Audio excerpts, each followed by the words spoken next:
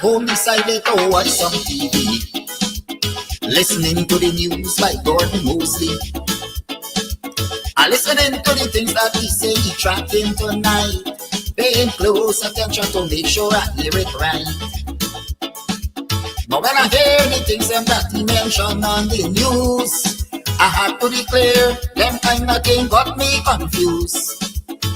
I hear some things where the ERC noticing, and it convinced people that people ain't learning nothing. We hear so many times about them big name calling, and they say ERC pretend that they didn't learn nothing. But once you're black and you just decide to say a word or two, bet your life on that, they say ERC coming for you. Listen to the things you just hear on social media.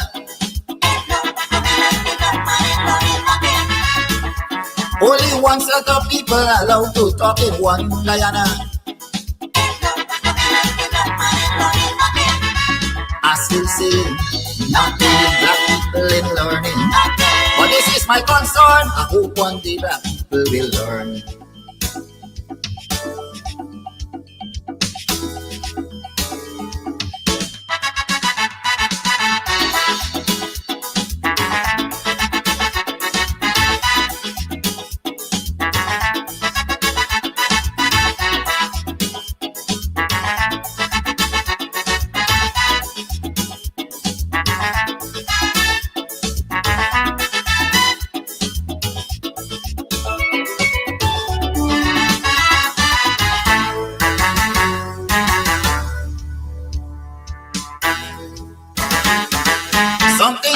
ERC that I would like to know, if any of its members happens to be black people, and if that is the case, I want them to answer this call. Tell me how come none of them ain't got no voice at all. You're showing signs of weakness and you're afraid to be fair, and we see the same thing keep happening year after year.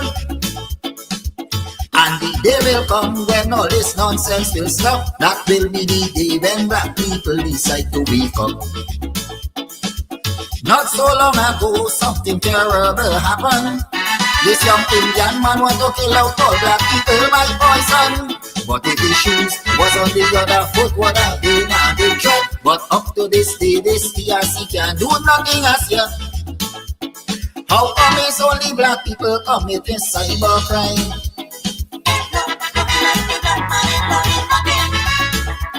When pretty on social media cussing people all the time,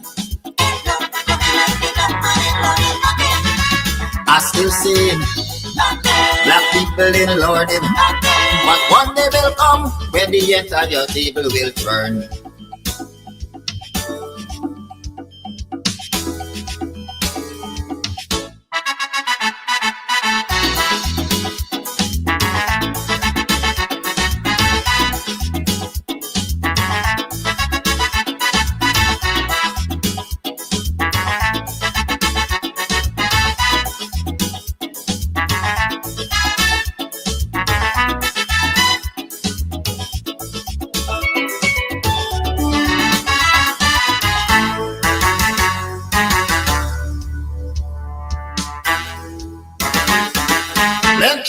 Excuse we see they fail to condemn, because these people think that the law is only for them.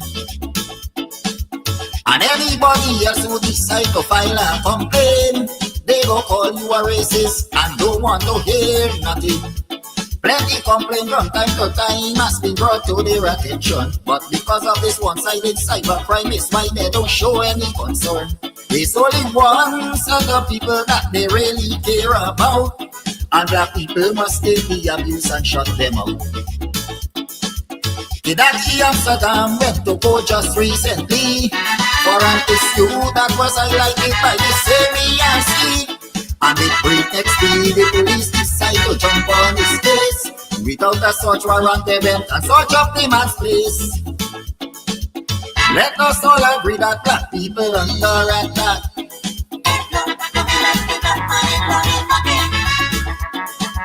Different laws for you and me just because we black. I still singing. Black people in London. To all my black friends, we must put a stop to all this nonsense.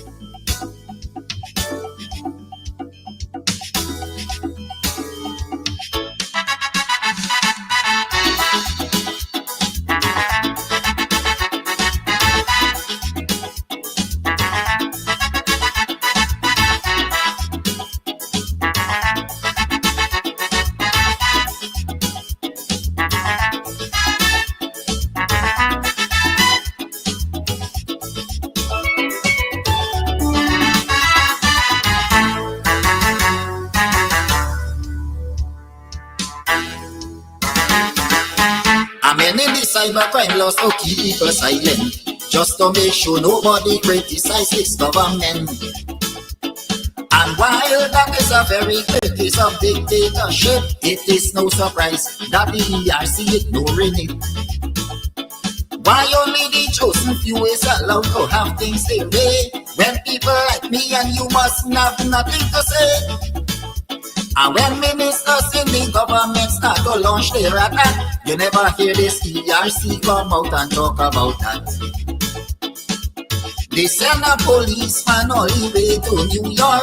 This fella went up there to serve a customer man with forward. And they say this government decide to fabricate a case, but like they forget the warning they get from Latisha James. The vice president described that he used as a low life.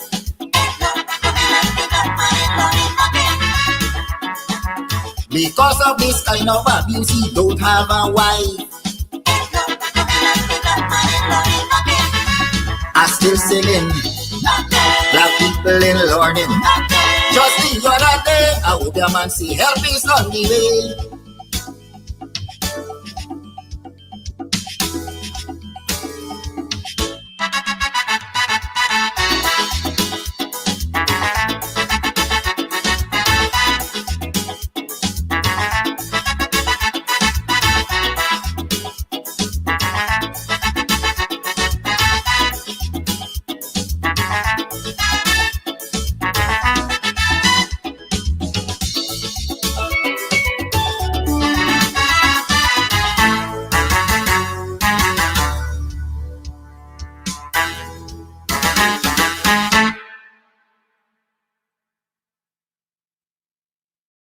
All right, so today we are here at Club Twilight up in Buxton, and we are here to talk about all that's going on up here. Trust me, if you are on the East Coast, you're in Buxton, you're in Tongue, you're looking for a place to get away to, this is the place. The Cutters, mwah. Listen, I'll be having some just now again.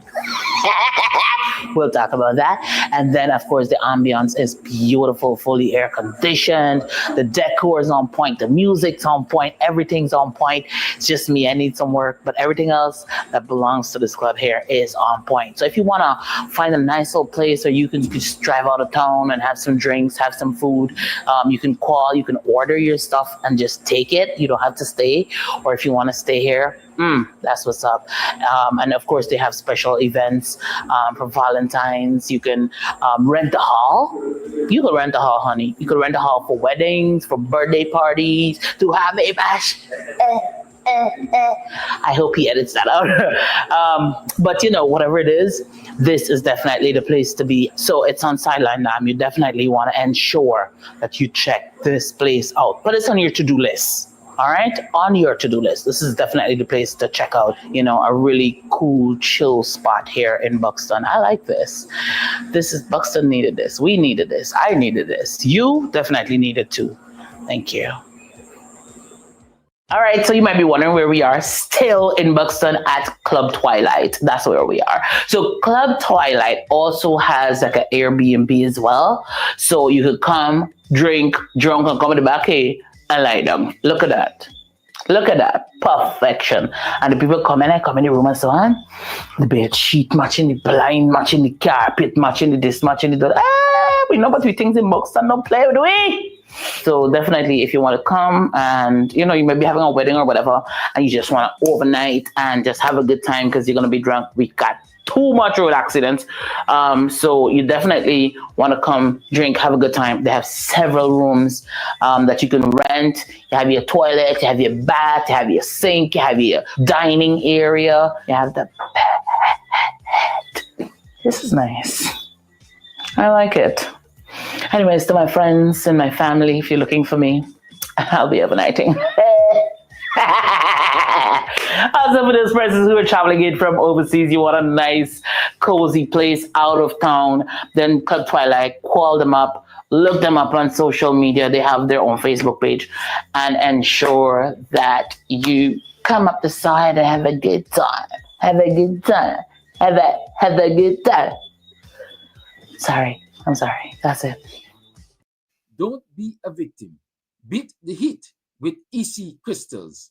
Party ice in large and small quantities. Call 682-7981 or visit us at Club Twilight, Sideline Dam, Buxton North.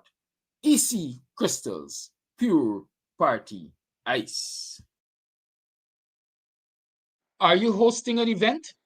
Do you need ice, party ice in large or small quantities? Then call us at 622-5933 for the best party ice available. $1,000 per bag. We do delivery. EC Crystals, Sideline Dam, Buxton North.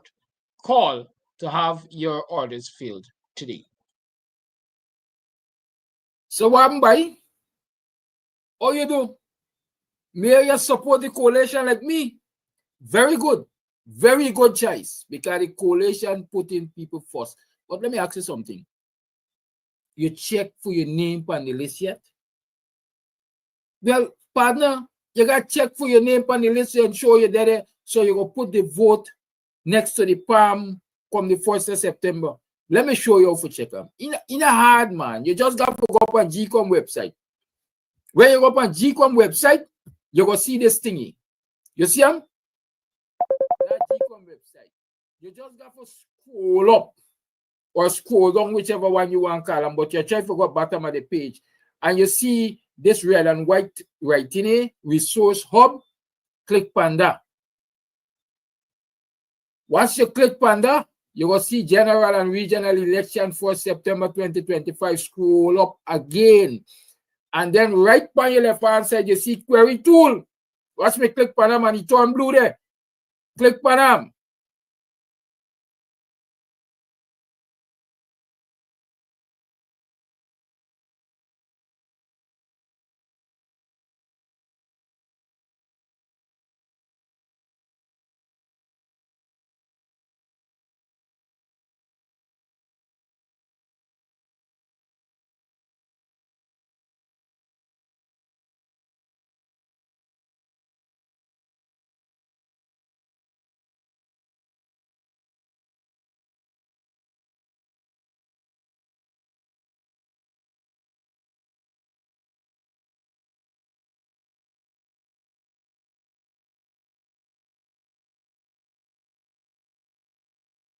District 4, Demerara Mahaika.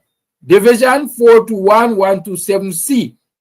Buxton Village, Friendship Village, south of the railway line. Me tell you, man. No one background side, man. And me stay strong. Me as support the RB Norton for president and director of finance for prime minister coalition, the APNU coalition. Because they got policies that are people-centered. They're putting people first. So when September 1st come and you go in the booth, now whether all of them just come, Johnny come lately, and all of them will tell you stupidness. Put your X next to the palm. Palm them out. You know what I'm saying? Let me show you what the palm look like when you put your X next to. In case you don't know. What's the palm there? Put your X next to the palm and vote strong for the APNU coalition, because we putting people first, and when you vote for we're going to ensure, you vote going to ensure that we get rid of the nasty, dirty, stinking, thieving PPP party and give you the best opportunity in this country that you ever had. So vote APNU, but before you vote APNU, remember you have to check to ensure that you're named upon the list. So go GCOM website, go check them. Okay? Me gone. Me left for you. But spread the word. Spread the word. Tell everybody how to check for their name and tell everybody to vote for APNU.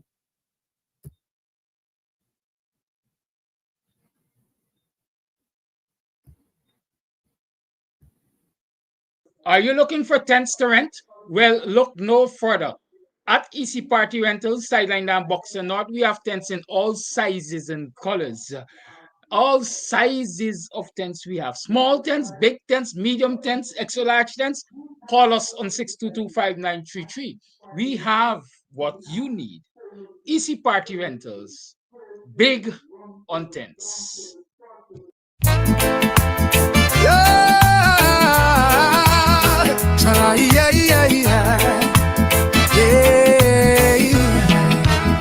Too long them PPP fatten up while we beg. Milk and honey gone, but we still drink dregs. Them build big house while school roof fall, and poor man crying when rain start fall. Them take oil, gold and timber too, but the children hungry. Tell me what to do. From Berber straight to let them side, it's only lies them they trying to hide. It's been too long, too long. The PPP must go. We've been silent while them do wrong. Too long, too long. Them teething with a You can get meat anywhere, but for the best cuts of chicken, beef, pork, mutton, and lots more, check out T&W Harris Butcher Shop, located in the East Rheinveld Market Meat Section. Call us on 609-7168, 641-4494. Ask for Rastaman. T&W Harris Butcher Shop for the best in fresh cut meats and lots more.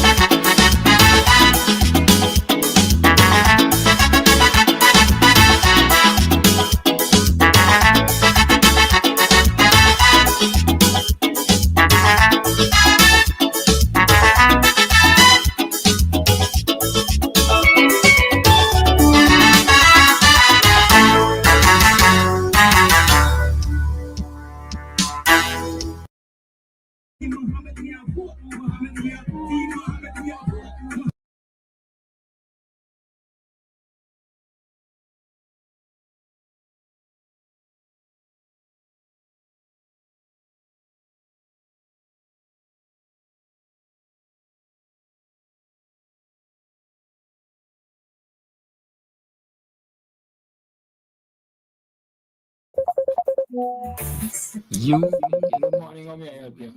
but for the best cuts of chicken, beef, pork.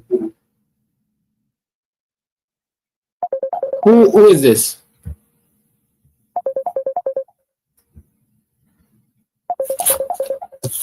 Talking man, you gotta get the word in the man. The calling time on this program starts from about 8:30. So this is not the calling time. Good, buddy. Good.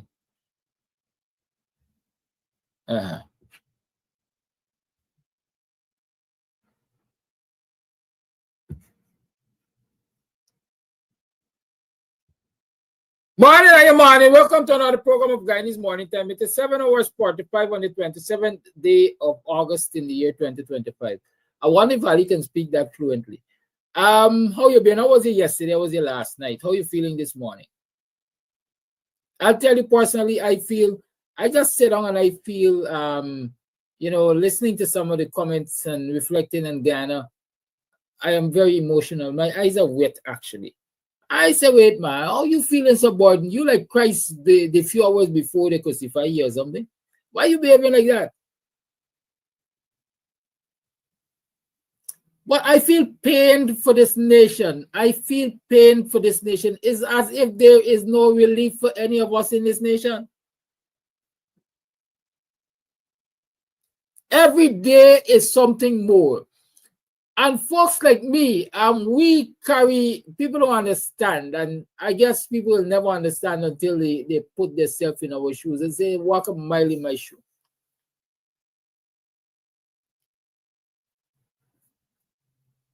Walk a mile in my shoe. And then is when you will understand the burden that folks like myself carry for this nation. It is really, really burdensome. I see somebody, whatever name, somebody masquerading perhaps with some Indo-Guyanese name, or it might be an Indo-Guyanese masquerading with somebody else's name, and Prasad. Kirakia would like to vote for Aubrey and Joretta, but according to you, I expect to get beat up by you and people like you if we lose. Well, I said to Ann Prasad, I immediately recognize that you are being ingenious. You're being deceptive. You're being pretensive. Because I can't remember, and y'all could show me the evidence where I see on any of my broadcasts that Ann Prasad or people like Ann Prasad, because she's talking about people like me, will get beat up if anybody loses an election. So there's a PPP propaganda right there. I would like you to vote for Aubrey Norton and Joretta Fernandez in the APNU and Prasad. Because we are guaranteeing you safety. We guarantee you a safe and progressive society. We're guaranteeing you an ordered society, a society that thrives on law and not lawlessness.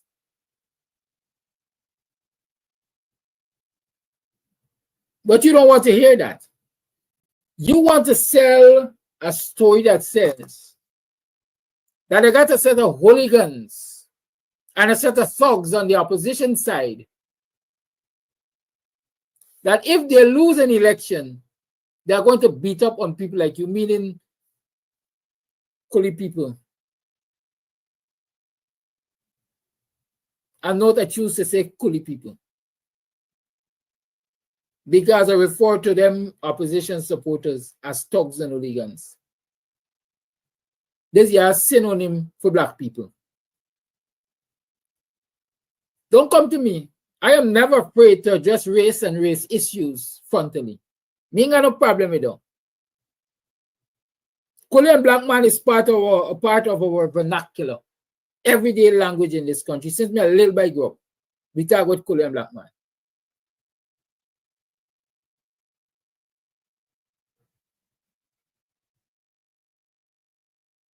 I can be as respectful as you would like me to be, but you got to reciprocate.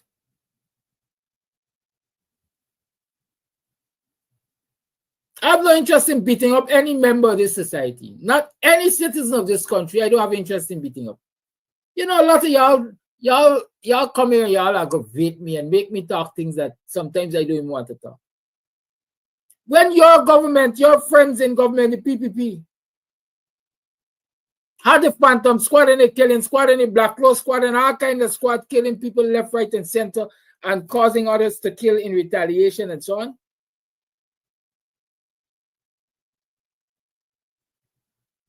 Many days I sat and I cried tears.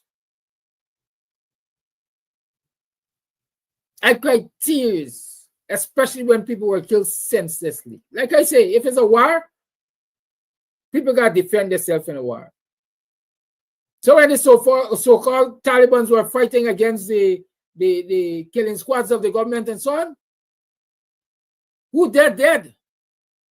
Because it's a war.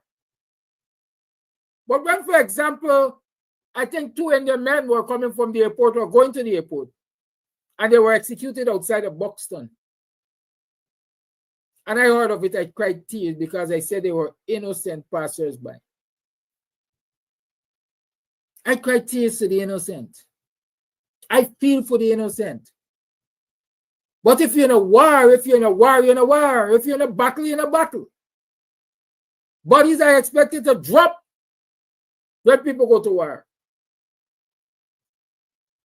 I know what y'all don't understand. For the most part, the people who send others to war, they don't suffer the consequences of those wars because they are usually safe in some kind of bunker or something protected by the bodies of other people. And so, let me tell you this. Say to your friends and criminal cabal and Kavachamites in the PPP, let them take all the necessary steps to stop a war from brewing in this country over this election.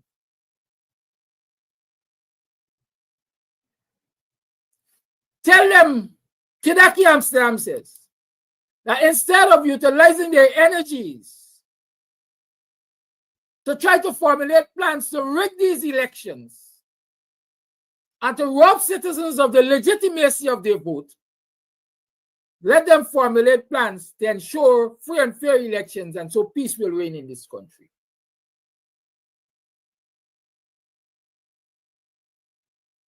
And so the people to deal with your fear of being beaten up are the people who you're quietly supporting in their wickedness in this country. Not me. Because I ain't plan beating up nobody. But I plan defending my vote if it got to come to that.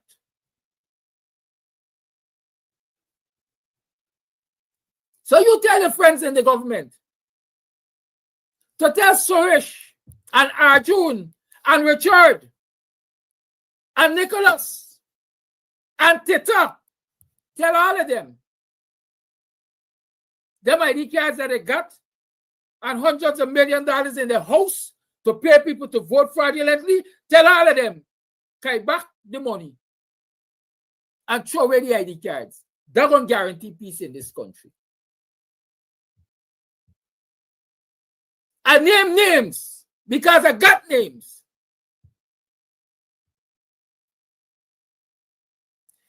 Just as how critics could sit down on the program and tell people that Mohammed got some house at Grove Public Road or wherever, a safe house where they got billions of dollars. According to him, I think he said $40 billion.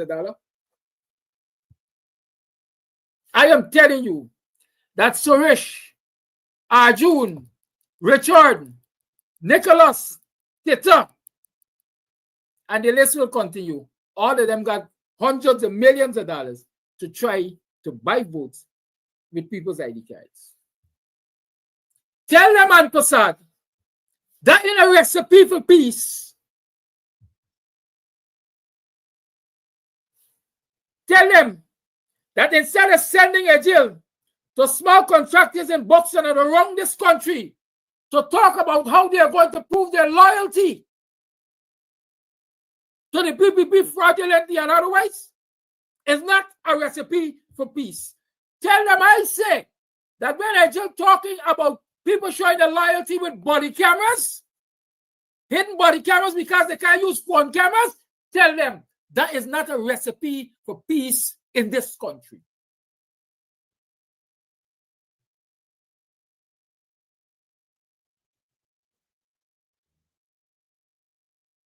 Tell the international observers, tell the ERC, tell whoever you have to tell that those are not recipes for peace in this country.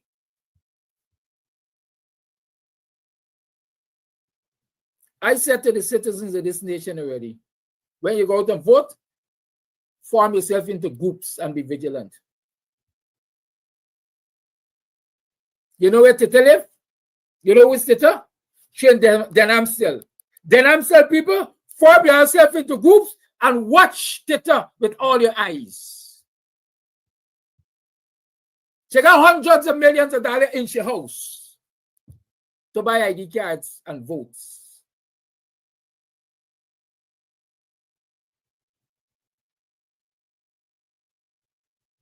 Arjun and Richard, they live in Traspin.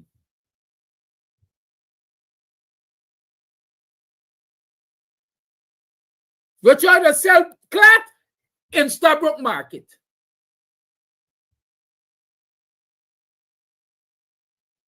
Y'all tickle me this morning and Prasad, so I'm going to whine for you. And since critics could sit down and talk about who got 40 billions in a billion, I tell you, you have hundreds of millions there. And what it is intended to be used for. Let me tell you something. I love my Buxtonian people. I love and I respect the Buxtonian people. But let me tell you something. You see, y'all in this village, in this Buxton village,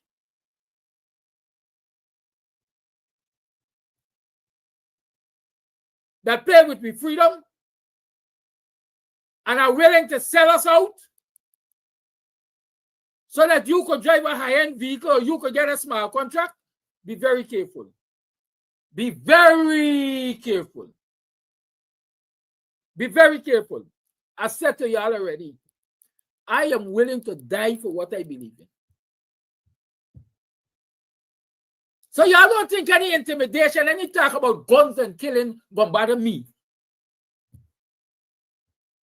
I done that already for all I care. Because with this PPP in government and this PPP in government again, I did already.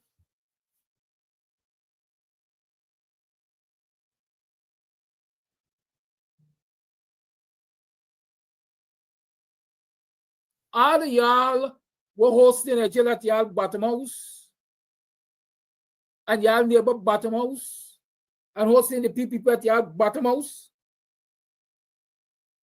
to concoct wickedness against the people of this nation and against the people of this village.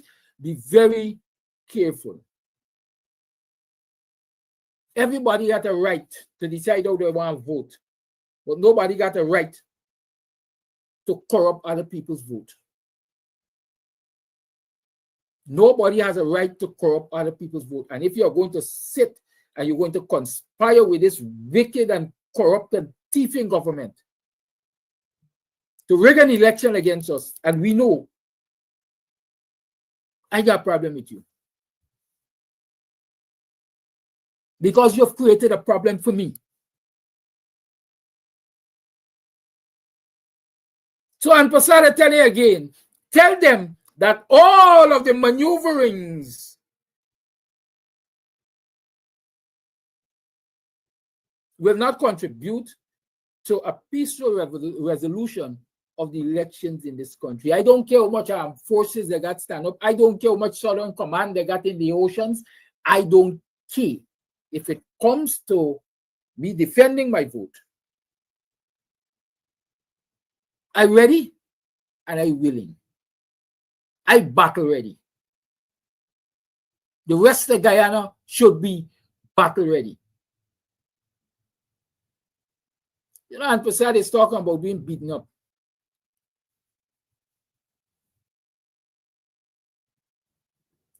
That's the voice of the Indo-Guyanese.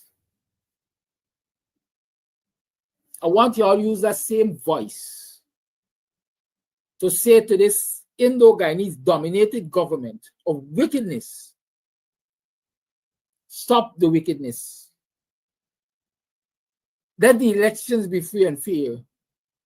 Who wins, wins. We will be treated as citizens nevertheless. In fact, I'm saying to you, you will get a better deal under the APNU than you will get under the very PPP that you're supporting in the wickedness. Tell them though. Tell them though, may the best man win. Let the elections be held freely and fairly under clear and unambiguous rules. And let the rules be followed. And nobody tries to circumvent the rules. And whoever wins, wins, and we will hold them accountable. But don't come and tell me you want to vote for Harry Norton. But you're scared because I say you're going to get beat up if Harry Norton loses.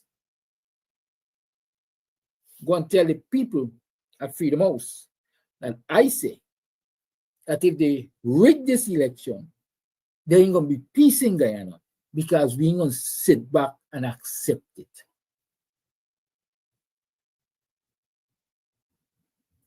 And if you see yourself as part of those who are going to stand up to defend the PPP and their wickedness, and you come to the forefront, then you're going to get beat up.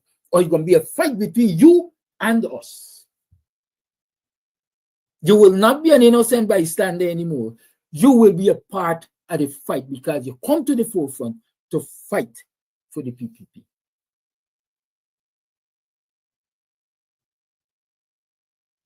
Say all is fear in love and war. And I like to say politics too, because politics is war.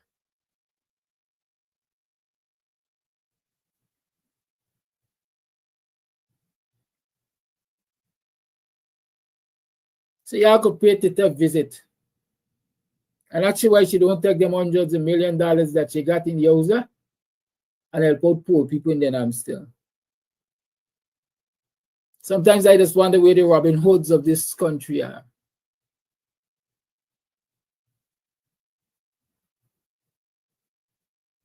It's 2 minutes past 8 o'clock hour. I promised yesterday I was going to look at the cultural policy of the coalition so that young people who are creatives can understand what is in store for them and how their intellectual property rights will be handled in an APNU government or in a country led by the APNU. You know, I listened to that young man yesterday about his interaction with those over at the Blue Party. How he did his song and he submitted his song and they love it and they're using it. And instead of respecting him by hiring him to do the live performances, they have allowed others to perform his content on the stage. You know, disappointed I was and still am. Very, very, very disappointed. Because one of the leaders of the Blue Party, Odessa Primus, is a creative herself. Odessa has been in the arts forever so long. And Odessa knows the challenges and the disrespect that creatives face in this country. And the upward battle they have had since Noah was a boy to have their intellectual properties respected. Odessa knows that. And to hear that Odessa is a part of a team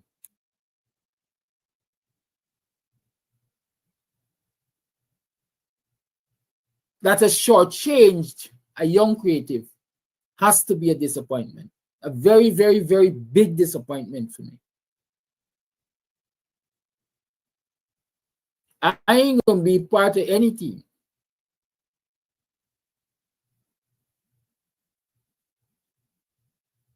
that is doing wrong against the people that I pledge to support, that I pledge to represent, and shut my mouth. It's not going to happen. They could kick me to the curb, but once I'm there, even at the curb, they will hear my voice in representation for the people.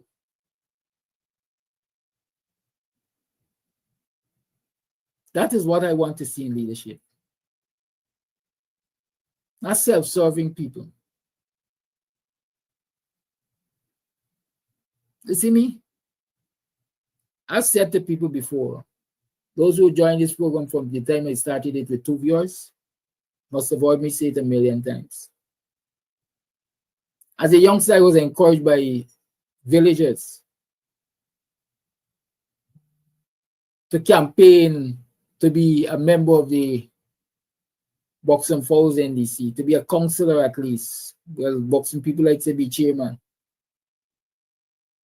And I've always said to them, not me. I have dreams and aspirations. And I don't want, when I have started to realize my dreams and aspirations, when they have started to come to fruition through my hard work, people point a finger at me to say, You achieved it because you're thieving from the people.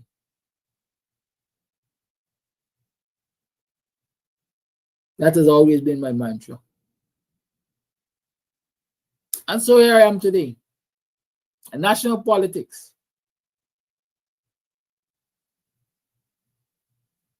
Offering to serve and have been serving.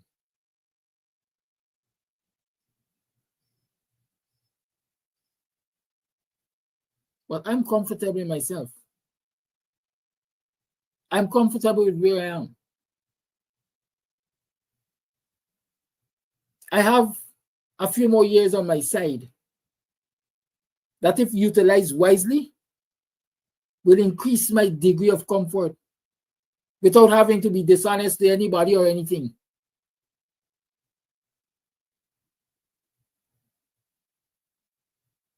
And that gives me the right, I always say, to talk hard.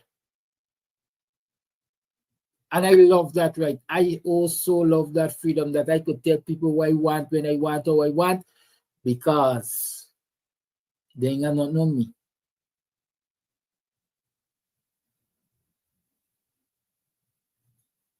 Me in government will be no different. So even if you kick me to the curb, it will still be me. I still know I could get up and eat in the morning and go to bed with a clean conscience at night. And that is what I treasure the most. I still know that I can be of service to people with or without political power. And that is what brings me joy. But all you see jumping up and pushing up yourself and say, I want to lead, I want to lead, I want to lead. And when people examine y'all, all you're there upon is self-aggrandizement and self-servitude.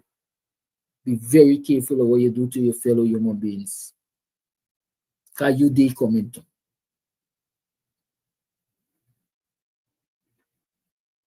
Here's a creative who should be representing the interest of creatives, because you know the struggles of a creative.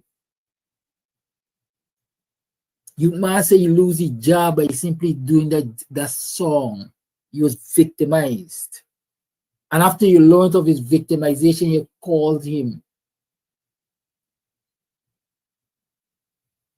You listen to his story, you listen to his song, you adapted his song, you told him about copyright and that kind of thing. But yet act contrary to that advice? What kind of human beings some of y'all is? So I said I'm going to discuss this blackout.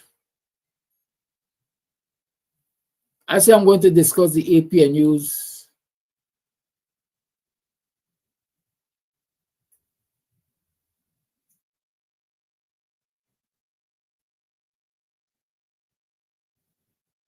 Cultural policy. Me. Y'all see me? Or not? Somebody put in the comment if you could see me. I dark like that.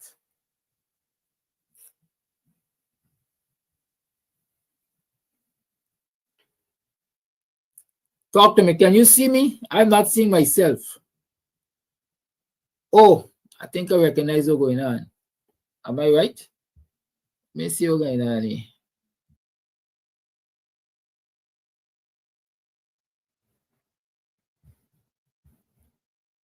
Like I gone for channel. But you can hear me. I'm sure you can hear me. I can't see myself.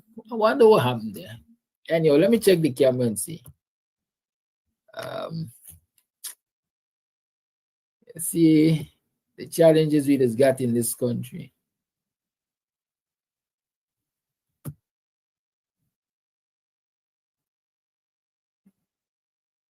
Okay. I'll give me a minute. I'm going to get it right. Oh, y'all see me and I can't see myself. I like see me. I got to want to see me.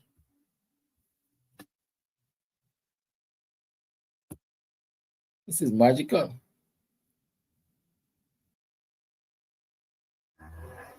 Anyhow,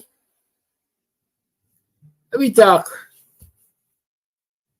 Listen, I'll be honest with you. I can leave this program and go and put on the generator, but I really need a mood. Y'all tell me, I'm going to take y'all advice. What y'all want? I should go and put on the generator or I should continue just like that? I'm waiting for the advice. Because I don't know what's going on. Sometimes this thing saps your energy. Okay. Let's say don't put on the generator yet. Right, good. We might get a little electricity back just. No one knows. The land of Ghana.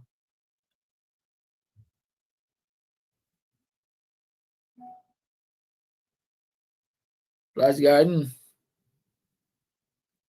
I like your advice, but you know what? Me never get up. I gotta use my phone light. The other thing is, listen, I got backup lights somewhere, I got lights. But sometimes I just can't be bothered. I'm being very honest with you. Sometimes I can't just be bothered. What's important is that you get a message, whether they see me or not. I mean, some of y'all like admire me, I got no teeth now. Y'all like admire me with my no teeth. That's a good thing. I'm assured that even if I get old and cold, somebody will still want to admire me. So that's a good thing. Yes. Ocean's cultural policy. Man, I really my gap on this generator. Yeah, give me a minute. Let off help. When you take away chair them, you could harass them ever so often. Right? So keep that one in mind. I have no fear. I don't think my children will ever get fed up with me. We have a very good relationship. So with that in mind, I got the advantage of taking advantage of them every now and again. Yeah. Bear with me for a minute. And I'm muting, so y'all don't mind my business.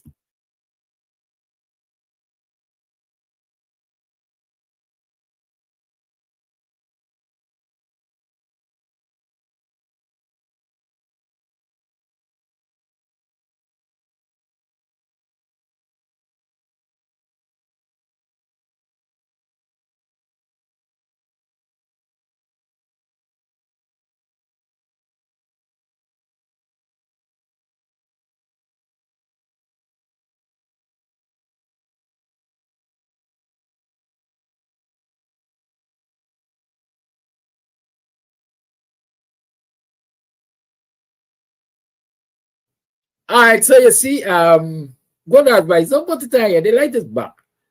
Yeah, so we're going to talk about cultural policy.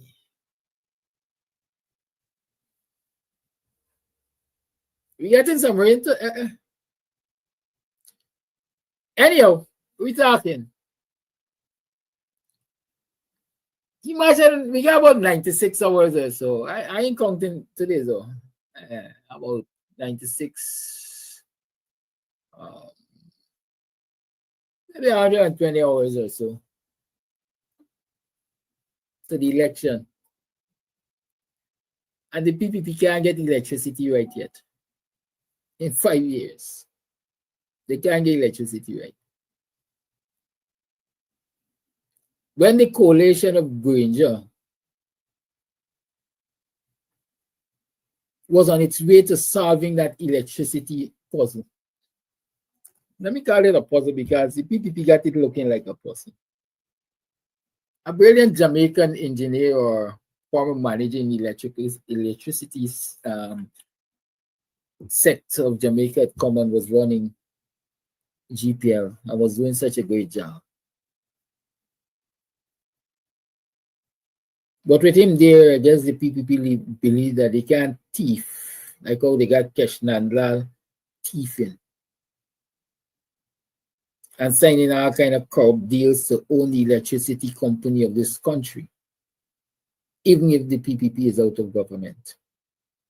I want you to pay attention to that. Every time the PPP is in government, it sells itself state assets. So that even when it is out of government, it continues to suck the blood out of the citizens of this country through the income of those assets.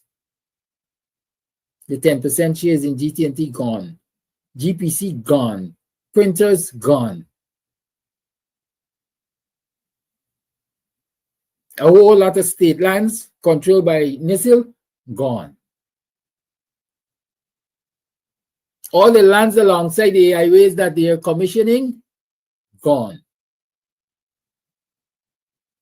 But Ms. Prasad didn't see though. She doesn't have brain enough to think about that. She's telling me about who gonna beat you up and who threatened to beat you up. Stay in your house. Go vote for the APNU. Go in your house. You got the ears of the PPP bullies and thieves. Tell them what they are doing will not guarantee peace in this nation. Do that.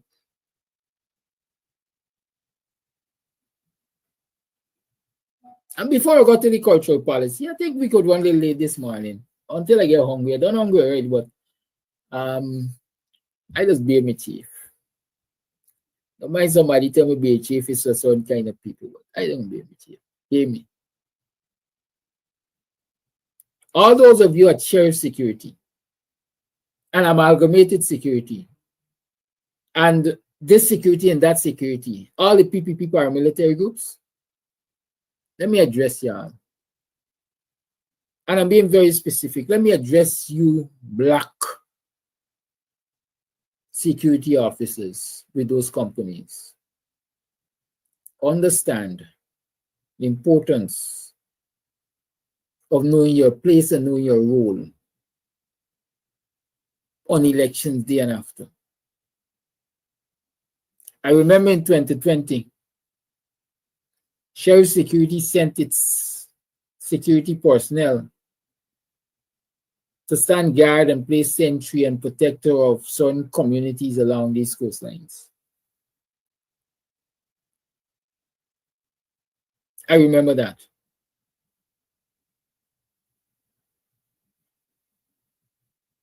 Let me tell y'all, according to Wayne, let me tell y'all, black gun holders in Indo-Guyanese security companies know your place and know your time. When a goatee gun another man hole, you left you open.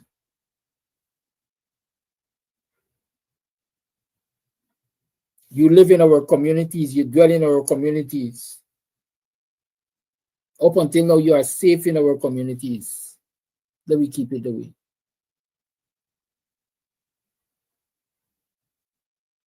If the PPP wants to break war with the citizens of this country using the armed forces,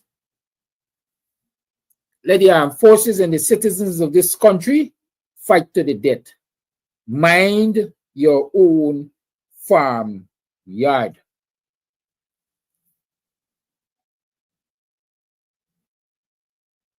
Mind your own farm yard. As Takumo Gonse might say, point those guns in the right directions.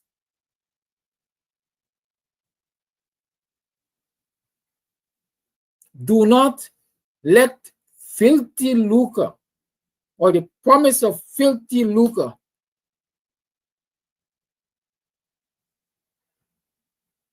be an incentive for you to mistreat and ill-treat and wrong your fellow human beings.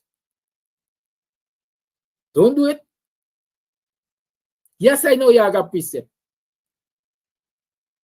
Every black gun holder, according to Wayne Archer in the security service, is supposed to have a precept.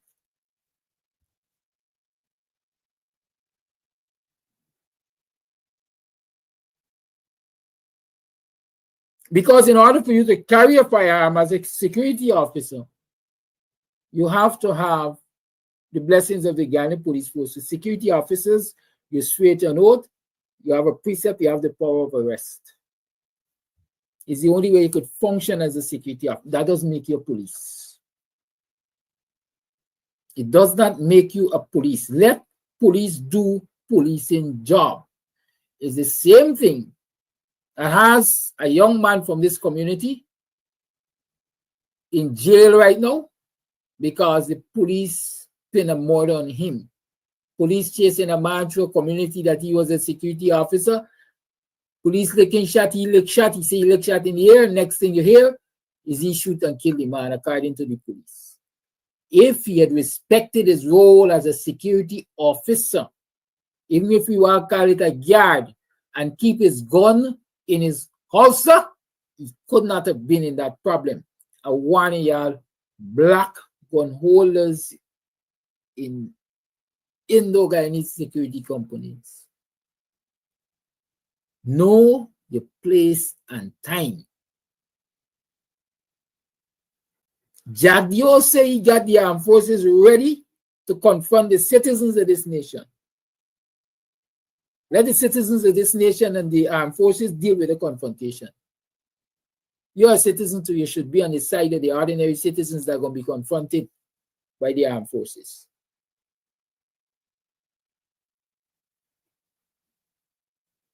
Because again, I'm repeating,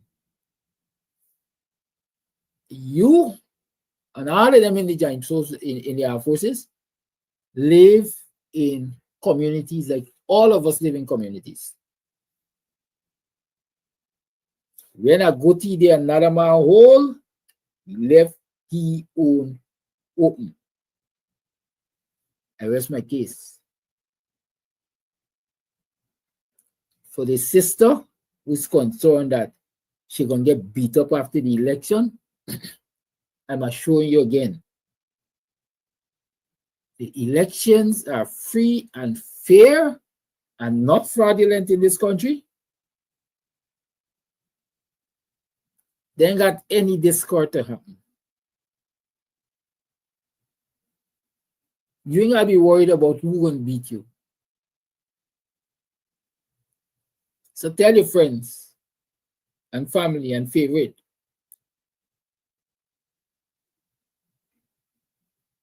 as criminal as they are in the PPP, keep it free and fair. I said, talking to some young people on TikTok the other night, from where I sit, I would scrap the joint services vote and let them start over. Let them start over. Even if they have to go to the regular places of poll and vote on election day, let them start over. Because if you have the joint services vote, how many of them? Maybe 15,000, I can't remember if there's so much. If you have this joint services vote, in actuality is a sample of what will take place on election day. And if that sample of what will take place on election day is showing you already problems, because extra votes are turning up in places where they ought not to be, and missing votes are turning up in places where they ought not to be, what do you expect? Multiply that.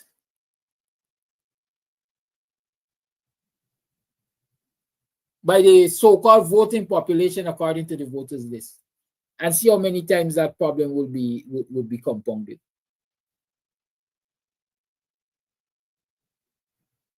So many times over that problem is compounded. And so Jacob is telling me, we ready? We ready for an election? You're ready to cause chaos in this country. That's what you're ready to do.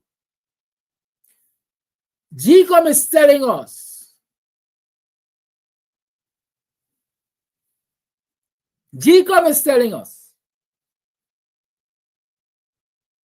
that they are short of presiding officers. They are short of presiding officers, but they don't see that as a problem. They're ready for elections Monday.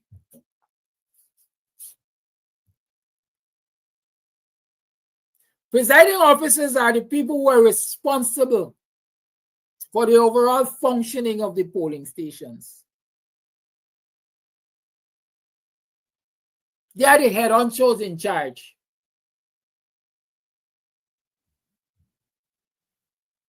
And they're telling us we don't have enough presiding officers because people have declined the job because they said they are fearful of taking all of that responsibility for little money, and any screw up they could end up in jail.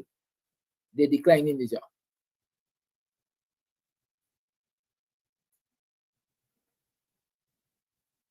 And we don't have a problem because on that day we will be moving people around. Now, if a presiding officer is responsible for the functioning of this office, and you remove that presiding officer from this office to another office, isn't it a fact that this office where you remove the presiding officer from is also going to be short of a presiding officer? This is my theory. The PPP and GCOM has concocted a plan to move presiding officers that they know they have already having the back to corrupt this election to places where they want the elections corrupted. Let me repeat it. I have concluded that GCOM's intention is to move corrupt presiding officers from place to place to continue to corrupt the election in keeping with their will for the PPP. There's no recipe for peace. There's no recipe for free and fair elections. And any election that is not free and fair in this country ain't going to result in peace.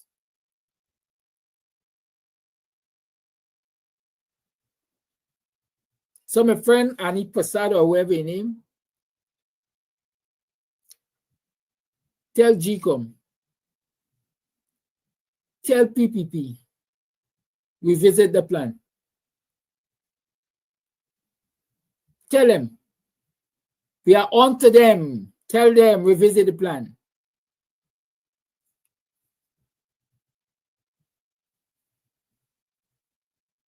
It didn't make sense. It ain't a sensible plan. I already see, or I have already seen,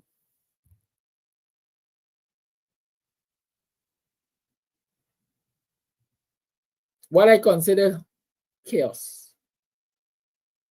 Vishnu Prasad is his name. The stuttering, bumbling CEO of GCOM say that voter turnout for the joint services was 83%. Vincent Alexander, perhaps the only man I trust at the commission, on the commission, said it was 70-something%, I think. How the two of them get different percentage turnout, looking at the same data in front of them?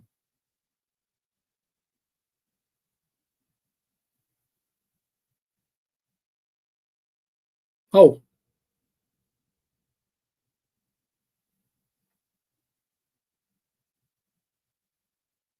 I trust Vincent. Vincent Bright. Many times over the CEO. Bright many times over the CEO. I don't think he has a desire to create chaos in this country. I don't think there's anything for him to gain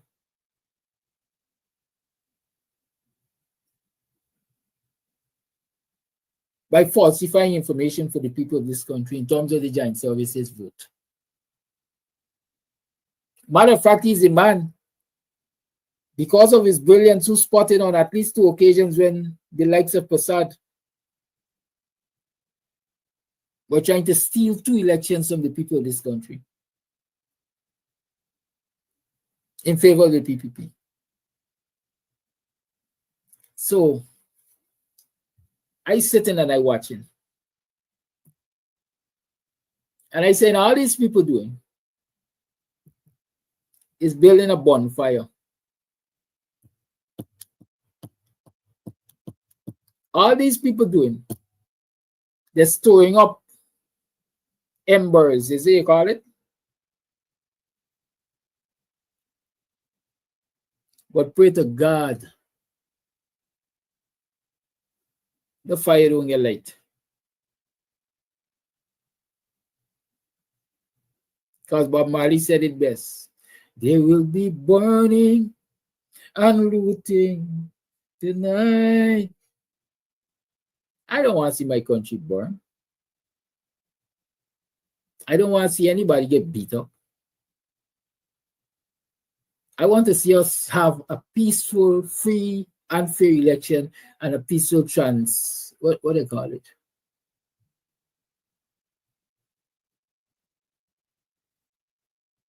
Yeah, I know what I'm talking about, right? Transition, a peaceful transition of government.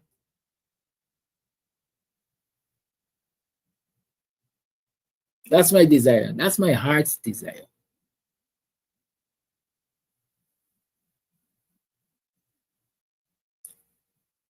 Cultural policy. Let's talk about cultural policy. I did say we're going to talk about cultural policy. But Ann Posada, whatever her name is, she came and she made a statement, and just as I give you the right to response, right to respond, I took the right to respond. I know if they're going to send the police at my gate, I know if they're going to send ERC, but whatever the consequences, choices have consequences.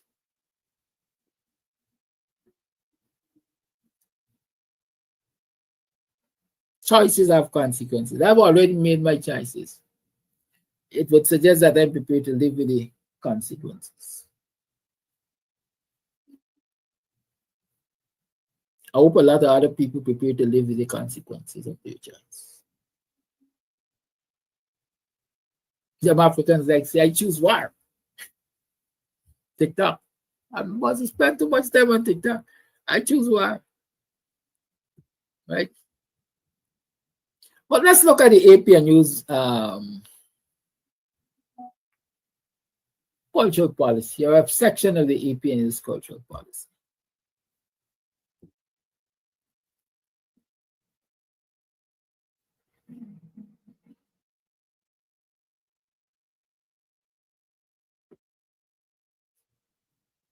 Sport,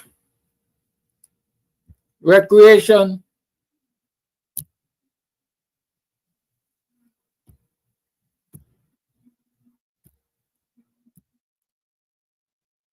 and leisure for all, for competition, health and well-being, social cohesion, quality of life.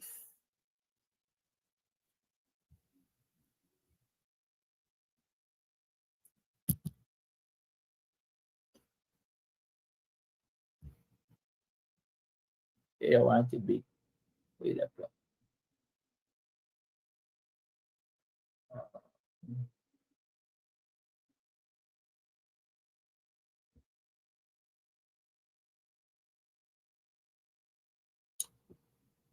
In reviewing the situation in sports, recreation, and leisure in Guyana today, we can detect several deficiencies and problems, including the limited opportunities for citizens to engage in these activities, especially youths, indigenous people, women, students, the elderly, and the disabled. Roman numeral 2, the very narrow view of sports as activity mostly for competition and high performance, and less for other aims such as recreation, health, social cohesion, and community enrichment. Roman numeral 3, relatedly, the underappreciation of leisure and recreation is overlapping but separate from sports, requiring a broader policy approach. And 4, the marked decline in achievements by our athletes and players in regional and international competitions. In our national sports and recreation policy, we will, for example, invest heavily in a sports and recreation for all agenda to provide opportunities for citizens to learn and play sports, to have fun, and for youth to explore their talents and potential. In all 10 regions, we will upgrade or build new parks, playgrounds, nature trails, beaches, multipurpose sports complexes, cycle paths, game rooms, holiday resorts, and other such facilities. It's a me. For enjoyment and socializing, building community spirit and social cohesion and health.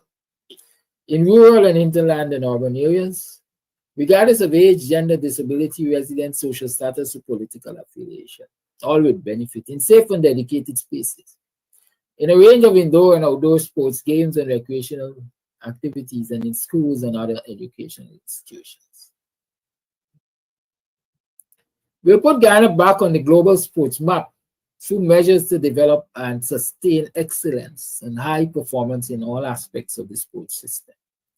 By investing in the construction and maintenance of modern sports facilities of international standards, by ensuring that the Ghana Cricket Board is an independent organization which, through professional management, can restore cricket to its rightful place as a crucial element in the nation's overall development.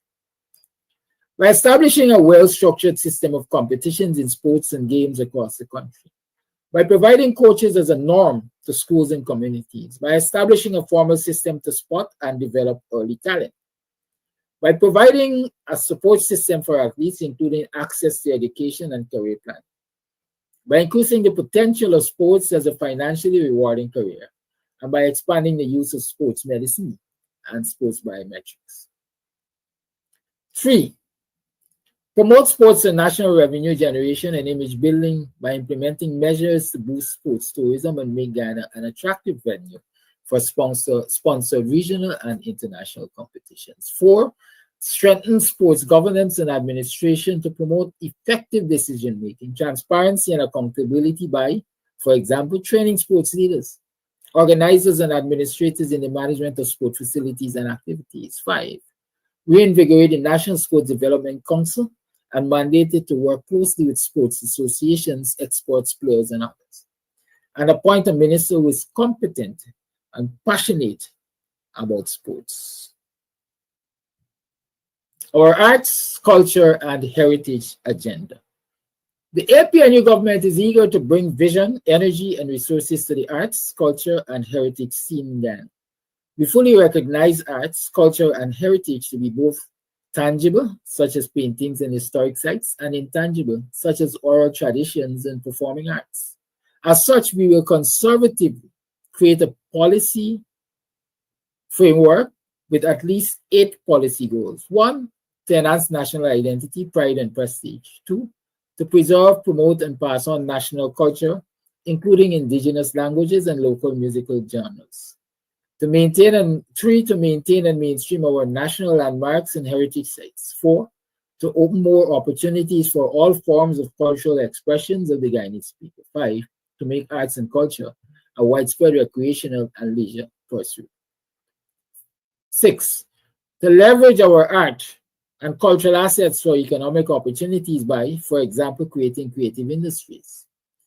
7, to advance cross-ethnic understanding and appreciation. And 8, to make arts and culture a sustainable high-income career for art and culture creators. Specific initiatives include safeguarding our intangible cultural assets based mainly on the recommendations of the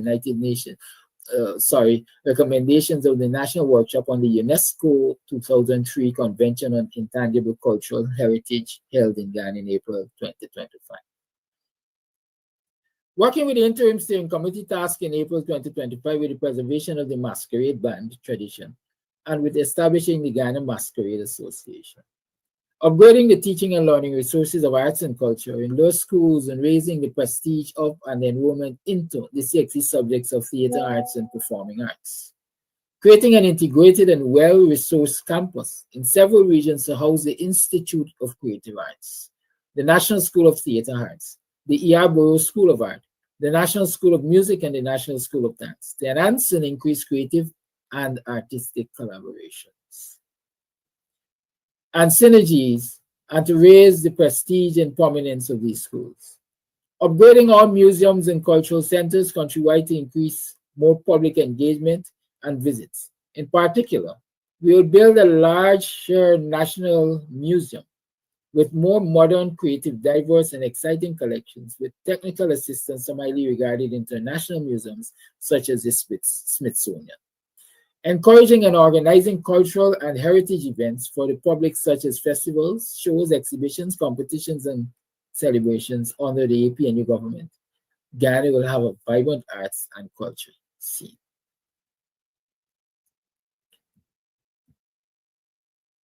Energizing and expanding their operations in the National Trust, increasing the number of curators through training and adequate remuneration.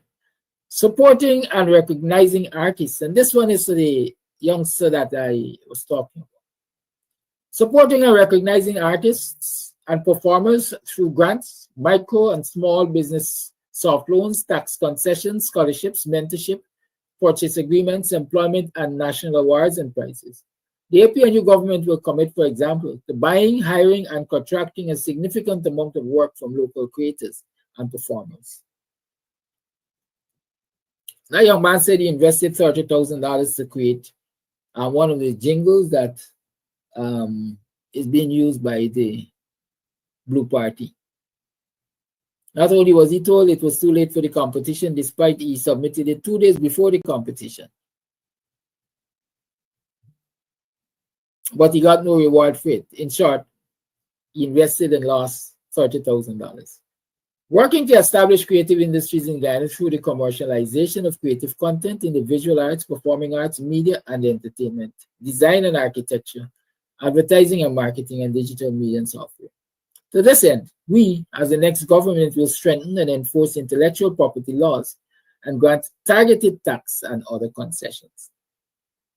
The creators in this country have been crying their eyeballs out for intellectual property rights, for the laws to be adjusted so that they can get their just due. For as long as I can remember, the APNU is saying we will strengthen and enforce intellectual property laws and also grant targeted tax and other concessions.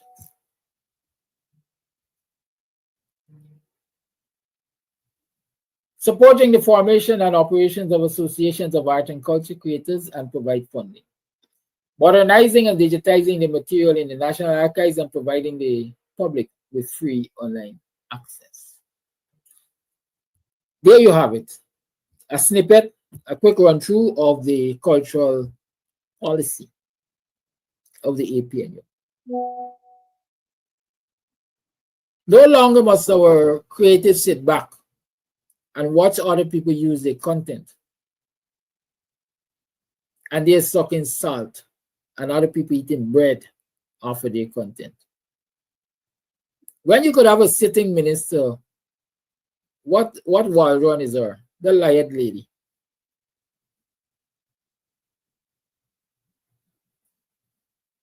Engage a creative to provide services for her ministry. Collected all the creators' ideas and turned them over to somebody else.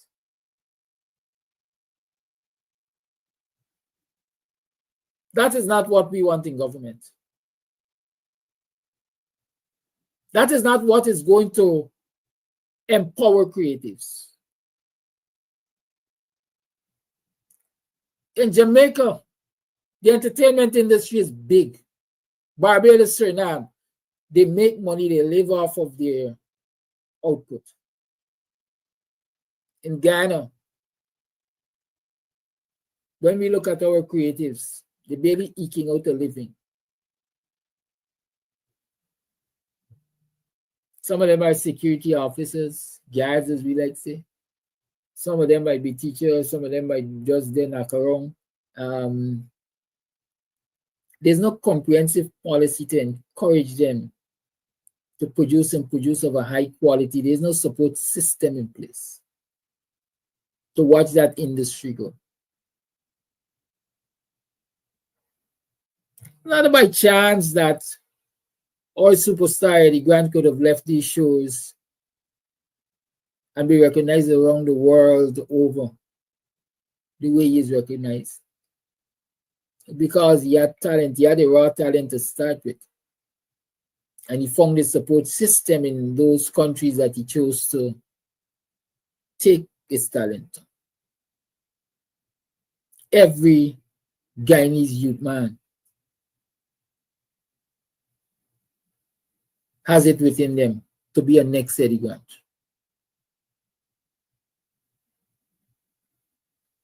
To be a next Terence Ali. Young people don't know what Terence Ali.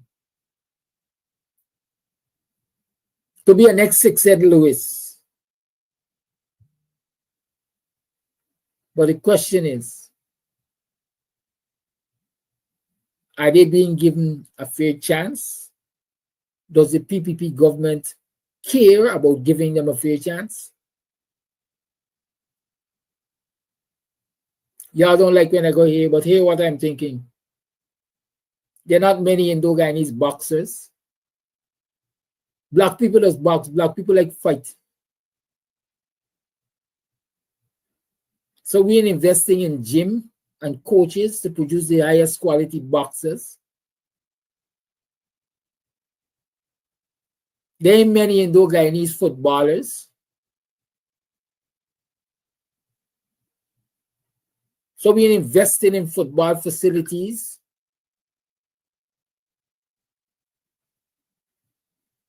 There's a predominance of, and this is arguable, Indo-Guyanese cricketers. And so we're going to invest in cricketing facilities. And even in African Guyanese communities where there are lots of youngsters interested in cricket, we will not support the growth and development of cricketing facilities in those areas. As a matter of fact, taking Buxton as an example, we're going to destroy the cricket pitch and tell them play football.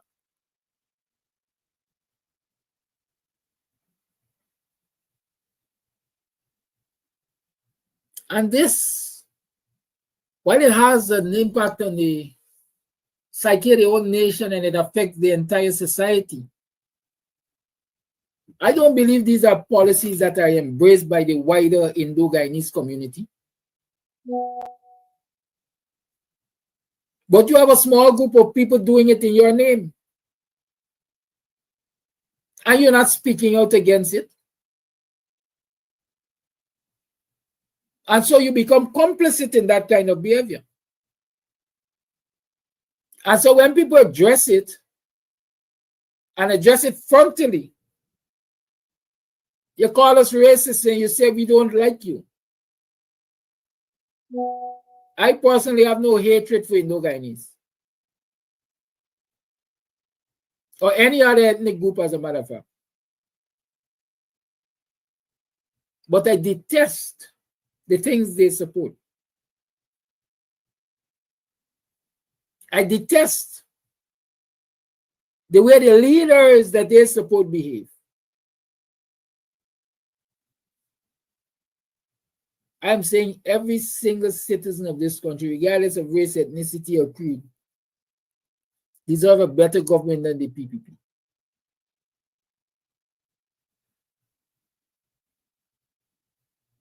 They deserve a better government than the PPP. And so we should give them that opportunity to get a better government than the PPP. And so anybody who joins in the PPP to corrupt these elections naturally would be a part of the problem. The lines are open. 6225923 is the number to call. You're tuned to the Guyanese Morning Time.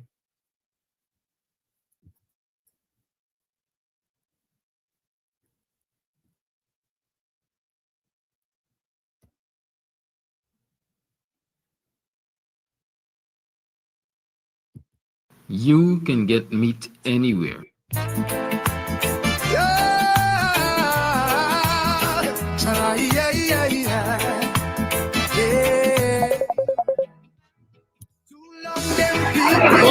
Fatten up while we beg, milk and honey gone, but we still drink dregs. Them build big house while school roof fall, and poor man crying when rain start fall. Them take oil, gold and timber too, but the children.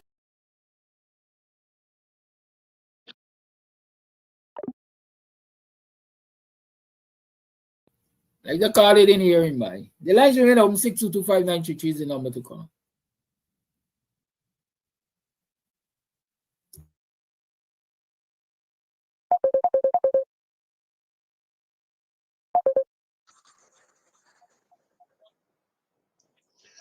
Hello, good morning. You are on. Good morning. How are you? Can, can you hear me? Yes, we can hear you. I'm alive and grateful. Thank you very much. I appreciate that. Because I need your vote. I need you and your family vote to come to force. So hang on. Don't go outside. Stay inside for me. You could go outside till the force. Good morning to all my black brothers and sisters this morning. Flash Garden is back, bigger and better than before. Let me shout out to my friend Mark. I owe him that. I listened to your program. I started back listening to your program last night. But you hit me back with my own words. Thank you very much. You said it is not too late to do the right thing. That the one must always encourage my black brothers and sisters on this program here. It is not too late to do the right thing. I always preach that parable from God book, King James, with the prodigal son. My duty is to encourage those who in win party. I don't care what damn those who in PPP party. To me, them done dead already. Let it dead bury the dead. God word got to come to pass. God tell Flash Garden, go and save those who in win party. At them must save. At them must talk to every morning now. Because them young. And they don't know politics. But we got to teach them. Some going to come over and some will stay unborn. We are not responsible for those who stay unborn. We're responsible for those who willing to come over and listen to that young politician. He said one thing, in politics, you got to toe the line. In politics, you got to wait your turn. You can't come from the back row and jump and go in the front row and say, I'm running for president. You can't do that. You hurt your own self. And you're going to make other people punishing too because of what you did. Because Desmond Prasad was not no politician. He make us punish for 22 years because he started to destroy Bonham Foundation, bringing people outside for overlook our election and make law for GCOM. If I'm saying Desmond Prasad signed up for GCOM, black people never benefit from GCOM. I don't care who base me. Right is right, wrong is wrong. Bonham put Desmond Prasad. But if Bonham put Hampton Green, black people that never punished today because Hampton Green for a little boy, he said, no nonsense, man. He will let them call, hey, we are one guy and we got to live together. That's all on hang up your phone. Desmond Prasad put Carbon. We still continue to suffer. Carbon put Granger. We still suffering. But let me say the same, my black brother and sister. When Carbon put Granger Prasad for lead in Georgetown, in Big Market and Border Market, when we leave here and go and protect myself, everybody be talking, they be one, they be rather, I'll be nothing. So it's years people been waiting upon I'll be nothing for leadership, especially those who in Sophia. That means the one in Sophia most in Border Market, they be rather I'll be nothing. But you see now, I'll be nothing, wait it turn. What is scripture? Those who wait upon the Lord shall what? Rise up or mount up with wings like eagles. God put Abinatan, and God gonna make Abinatan deliver. We got to continue rally behind Abinatan. Continue focus on these ones on wins because they are innocent, and we must not stand by and let our black young people stand by and suffer. Because Mohammed is the next Jim Jones. Mohammed will be the next Jack Dio. Why Mohammed only go and get them call them scrapes and criminals for joining him? Why? It's to protect him like how Jack Dio doing and teach him the same thing. Flash Garden. Yes. Flash Garden. Yes. I do not believe only scrapes, as you call them, and criminals support Mohammed. Don't do it. No. I'm not making a reference that they call them that, and they're using them. There's the one give them that name. I'm not calling them that. But those who is sitting on him, them are slave catchers, Miss Amsterdam. Them know what Mohammed did for 23 years. Mohammed never voted for them to get little breathing spot 2015. Mohammed joined for PPP. Mohammed voted for all the days of life. We got to face reality and fact. They're calling them these names. Mohammed was part of them, and Mohammed is using them. It destroying them, disrespecting them. One thing before we go. What we don't like with Mohammed, the first group of people, young people who go out and protect him that morning, I believe Saturday morning, Sunday morning, one young black girl was there with a baby. Mohammed was behind that girl. Mohammed supposed to tell a girl, go with a baby, and you're not supposed to be here. Thank you very much for coming. As usual, leave your name with Fatu in the book.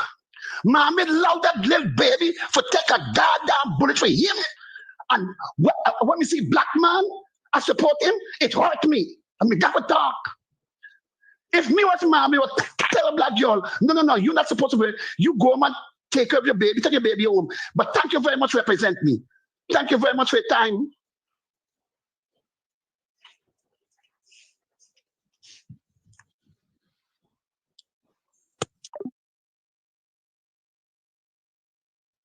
That was Flash Gordon for you. The lines remain home. 6225933 is the number to call. You're tuned to the Guyanese Morning Time. Call you on. Good morning. Hello, good morning. Yes, call you on. Good morning. Kiraki, good morning, and good morning to the listeners. Pertaining to what you said about GCOM, and they say that they don't have presiding officers. I personally don't believe it's a case where they don't have persons to work as presiding officers, because I know for certain in my area on the Upper East Coast, a lot of persons who worked previously with GCOM for years as presiding officers, they weren't called at this time. Some of them were given positions like ballot clerk and poll clerk. Now, what I believe is that people in the lower East Coast, where the PPP normally practice their skullduggery, those people realize that what the PPP want them to do or had them done the last time, they're not prepared to do this time because the consequences might be dire. So those are the persons who are refusing to work as POs. But I personally don't believe it's a case where they don't have, because I'm telling you for certain, a lot of persons who work with GCOM for years, teachers, head teachers, and were seasoned election workers, they weren't called this time to perform the duties. And the other thing I want to speak about is that you mentioned those persons who are working in the private security system who may have precept. What I want people to understand, those precept doesn't give them the right to go about the place and play police and arrest people, you know. A precept gives you the right to perform duty on the post to which your security firm is entitled to work. So it doesn't give you the right to perform duty as a police to arrest people. And the other thing is that once you are a precepted security officer, you're supposed to be having on your uniform at all times when you're carrying a firearm. Because what happened that a lot of these persons who are working in the security system, they're not properly trained to use those firearms. If you question them, I'm almost certain 90% of them don't know the rules of when you may fire. And that is why we're getting this problem. So I personally don't believe, well, I'm telling you that they're not authorized to go about the place with precept arresting people. The precept only give them the authority to work on the site to which it is they're authorized to work. That's my contribution. Thank you very much. Hello? Thank you for your call. Yes, thank you. And so you heard it there from that caller. The precept doesn't give you a right to go about playing police. I said to you, know your place and time.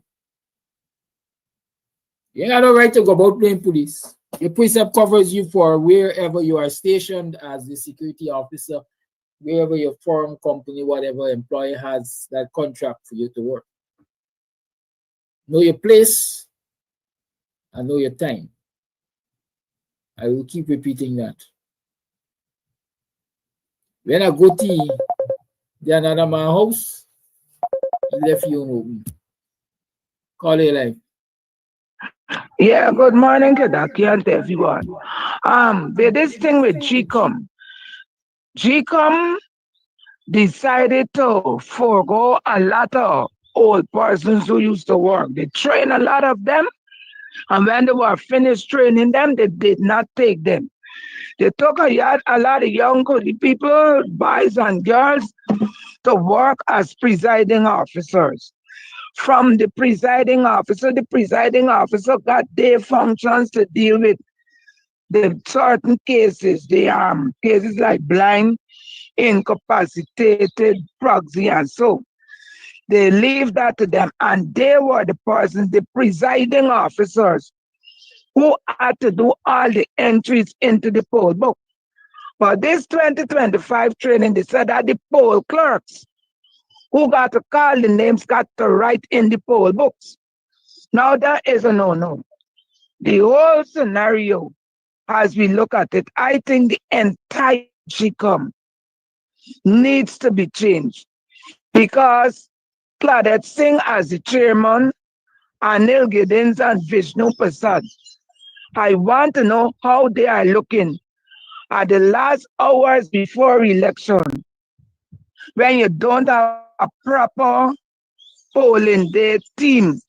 I mean the POs, the APOs, poll clerks, and ballot box clerks. So right about now, GCOM should say to themselves, they are not prepared for this election. And because they have not prepared persons this election is going to have very bad consequences. It tastes sour in my mouth. I used to work with GCOM. I was out when they call me, I come and I call them, I keep calling them. And they never call me. And I know GCOM want to call me because I talk about the things of GCOM, the atrocities, like the clean voters list, the biometrics, and no phones must be allowed in the voting compartment. I was about that all the time. And GCOM still went ahead to try to say they are ready for an election. And now at the last moment, the people who they propped up for an election, all of them now has dropped the towel in the face.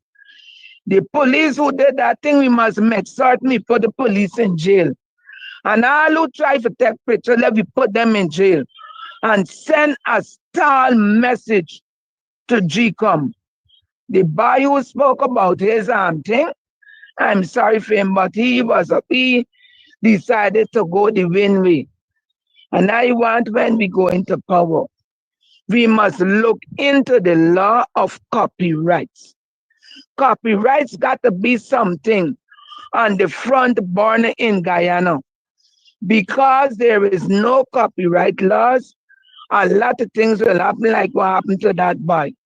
I have done a set of work that I need to put out there. But because there is no copyright law to protect me, I got my things them all around the place because I'm afraid to put out my content out there. We continue to see the road carnage. We continue to see murders of our women folk. And I hope one day that could come to a halt because we need, every person is needed. And when you look at certain things, it would bleed your heart. So that is it. And a lot of people trying to mix your words and say you're talking about war after election. Parajagyo openly said that he is prepared to go to war after the elections. But those people who would call in on your program and use those type of things, they didn't say that day God Barrett said that he's looking for war after the 2020 elections. And if he said, and other people like me and you said gonna be war, we are only repeating what Barrett Jagdio has instilled in the populate of Guyana, Baba. Morning, every morning, are you morning, are you morning? Welcome to another program of Guyanese Morning Time. It is 14 minutes past 14 minutes to the 8 o'clock hour. You tune to the Guyanese Morning Time. I am your host, Kidaki Amsterdam. It's another Thursday, and so it's Mr. Winston Jordan's day. I'm not going to start my rant because then Mr. Jordan would not be able to come on until about 10 o'clock. Because I got a lot, as I say, I got a lot on my stomach this morning, on my chest, that I need to get out. But I'm going to hold back. Hold back. Tomorrow's Free Talk Friday. We're going to talk tomorrow. Tomorrow is the last program before elections day. I would rather suspect I might have to do an election weekend special. If I can find the time, that is, because I'm so pressed. Nevertheless, how you been? How was it yesterday? How was it last night? How you feeling this morning? How your plans elections day coming along? I see the big man don't telling me, Bonnie, you're continuing to my time. I shut my mouth and call you. You want no problem with them big people this by. Big people that hold some serious grudges, you know. I'm going to hear anger, respect for age. And we young people, you know, we place and all kind of thing. Mr. Jordan, good morning to you, sir. Good morning, Kadaki. Good morning. Or are you this My morning? apologies for bringing you on late. Well, I just heard you saying you got a lot on your chest, and perhaps what you might have should have done is to maybe cut short the repeat and get out the stuff off your chest, because it might be so much that even bringing a weekend program might not be sufficient. What do you think? Nah, don't fret yourself with all of that, man. Time is a revealer and healer of all things. Don't worry. Yes, indeed. In China, they got the what they call them I call them trashing room. When you feel intention, you go in and you broke up everything in there. You pay, you broke up everything and you feel good again. Feel good again, exactly. Sometimes I might take it out in my backyard. It's calling, releasing pent up energy, you know. Yeah. In a way that is not destructive to the society. It might be destructive to. That is why in those rooms they put old furniture and stuff, you know, right, so that the value would not be great when you destroy. You're expected to destroy it, you know. But tell me something. Boxing a couple people who behaving senseless wrong their head. That is disruptive. Listen,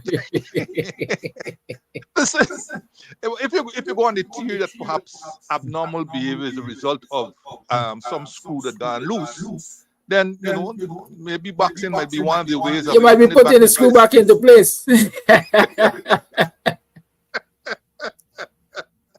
But it's good.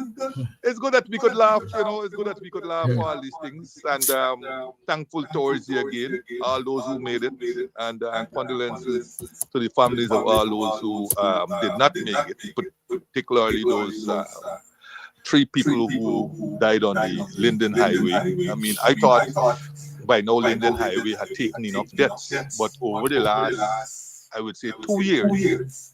There are abnormally large number of people who died on the Linden Highway, and I think yesterday or the day before, horrific accident. 3 people literally were burnt alive. So sad, you know. And then of course the domestic abuse that continues to haunt Guyana, and the tragic ending of 2 people 2 days ago, and the wounding of their son. You know, that is also very bad. And you know, as I said, we can talk all the time about how many castles we have built and bridges we have poured concrete and fireworks and so on. But we don't seem to have fireworks for the social issues, the human issues, like how we have been able to reduce domestic violence, right? And I'm going to be a little bit of English today. It is violence, not violence. I keep hearing people who should know better saying violence. It's not violence, it's violence, right? Just as it is not film, but film, and so on. So that's a short teaching moment. I was hearing a lot But of Mr. Jordan, violence. the phoneticans, if I get it right this morning, I will tell you is that it is not violence neither. It is violence. Because they say Well, when two vowels walk together, the first one says its name and the other one shut up. So it's yes, yes. VILENCE. I was doing that only for emphasis rather Uh-huh. than the ethic part. I was doing that to show the difference between voy and vile, right? But yes, it's violence. It's violence. I was just trying to say VOI, as opposed to VIO, kind of. But yes, you're absolutely correct. It's violence, right? So I hope we're not gonna hear any more violence. Really, my teacher used to put some lash in us. But If you as I said, get in, as I interrupted you, something I wanted to say on that particular incident with the couple and their child. yes, Because I read the account of a friend, I would say a friend of the deceased woman. If I were to assume that that account is accurate or true, that's a clear indication of the end result when parents do not tell their children that they're deposition witness. Right? Let me put it like that. Because according to the report, the young man was basically supported in every which way, regardless of how terrible he is or misbehaved by his mother. I mean, I wasn't there, I don't know. But it's a lesson for parents to pay attention to. Tell your children when they're wrong, whether it's boy or girl. Tell your children because the end result ain't gonna be nice. Remember the boy who bite the mother ears according to parables? yes, yes, yes. And So Jordan, I done with you. no, I agree. No, and I was going to say that, and my mom used to relate to me when they used to hang people in Guyana. That the hour before the individual was hanged, he asked to see his mother to give her his last words or something that effect. And he told her to come close to him so he could whisper in her ears. And the act of her coming close gave him the reach that he required and bit off her ears, right? And told her if she had only taught him the right things, he would not have been where he was, a short time from death. So that I don't know whether it's true or it's the parable or whatever, but I think the message was clear. The message was clear. One, the instructions got to start from the home, followed by the environment, because it takes a whole village to raise a child. We keep talking that without understanding the importance of it. These days we don't even seem to have the village, much less the home, because you got little children bringing up little children, right? I mean, it was unheard of before that you hearing people are grandmothers at early 20s and so on, but that is actually a reality. So you have children who bringing up children who raising children, and you don't have the whole extended family anymore and so on. So there are a lot of issues. But it's not a program that we can deal with all those issues and so on. But it clearly shows that we need governments to understand that it's not all about concrete. It's not all about steel and planks and how many ribbons you can cut for the next hotel and so on. While people, the ones who count, are either dying, suffering, or are in desperation. It's all well and good for Ali to go and run immediately and say, I had a conversation with the child, and so on. But under this government here, domestic abuse and domestic violence in the fastest growing economy has increased substantially. Substantially. Shouldn't there be a correlation between fastest growth? Shouldn't there be a negative correlation between fastest growth and domestic violence and the other issues, social issues? You run out right away. Election season, I had a conversation with the child and so on. But this thing had been going on and on and on and on. And we seem not able to nip it in the bud and so on. And quite frankly, I haven't seen manifestos also that pay great attention, except recent one that I saw with Simona Brooms. And yes, and some talk about by St. Louis about emphasis on that area. But it has to move beyond talk, and it has to move beyond setting up a halfway shelter here and a halfway shelter there.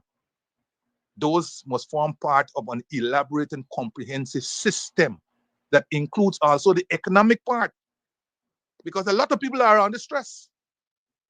A lot of people are under stress. You go to church and the Bible teaches that the man is the head of the home, and you come back and you find a different story and so on.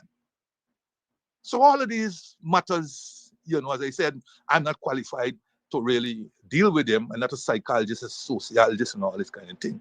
But I think we need more of this talk, more of this conversation, continuous conversation, not trappings like men on mission and so on. I saw a letter in today's papers where a letter writer is saying, what happened to the original objective of men on mission that was supposed to talk to men, talk about men issues and all this kind of thing. Instead, they have lapsed into building homes and so on. So that's a big issue, and we can't deal with it here. But I would like to, while I'm at it, make a shout out to.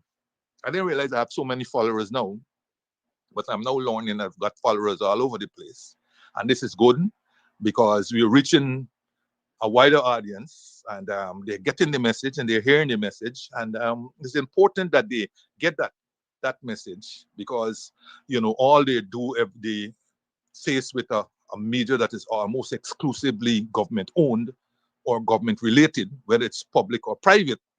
So it's good that we are able in our little small way to give them views, right? And we aim here to give the truth, to clarify misconceptions and so on. So shout out to the taxi drivers and so on who listen to this program, who look forward to listening to this program on Thursday. Shout out to the market vendors also, who also, I understand, pay rapt attention when 7:30 is come around, wanting to know when I'm going to come on. And all the others in the other areas, the policemen who sometimes when they see me coming to court and so on, they give me a thumbs up and so forth. I say, continue to go to the good work that you're doing, and continue to listen to valid, credible, truthful information. We don't have any agenda other than to give you the truth, and so that you can make your objective decisions and so on. All right. While I'm at it also, I would like to send out hearty congratulations to Dr. Toussaint Boyce, who has been named the new Managing Director of Republic Bank Guyana Limited. Right? This exemplary son of the soil, whose first name, Toussaint, came from a Haitian revolutionary freedom fighter, Toussaint Louverture, who together with others like Dessalines and so forth, were able to rout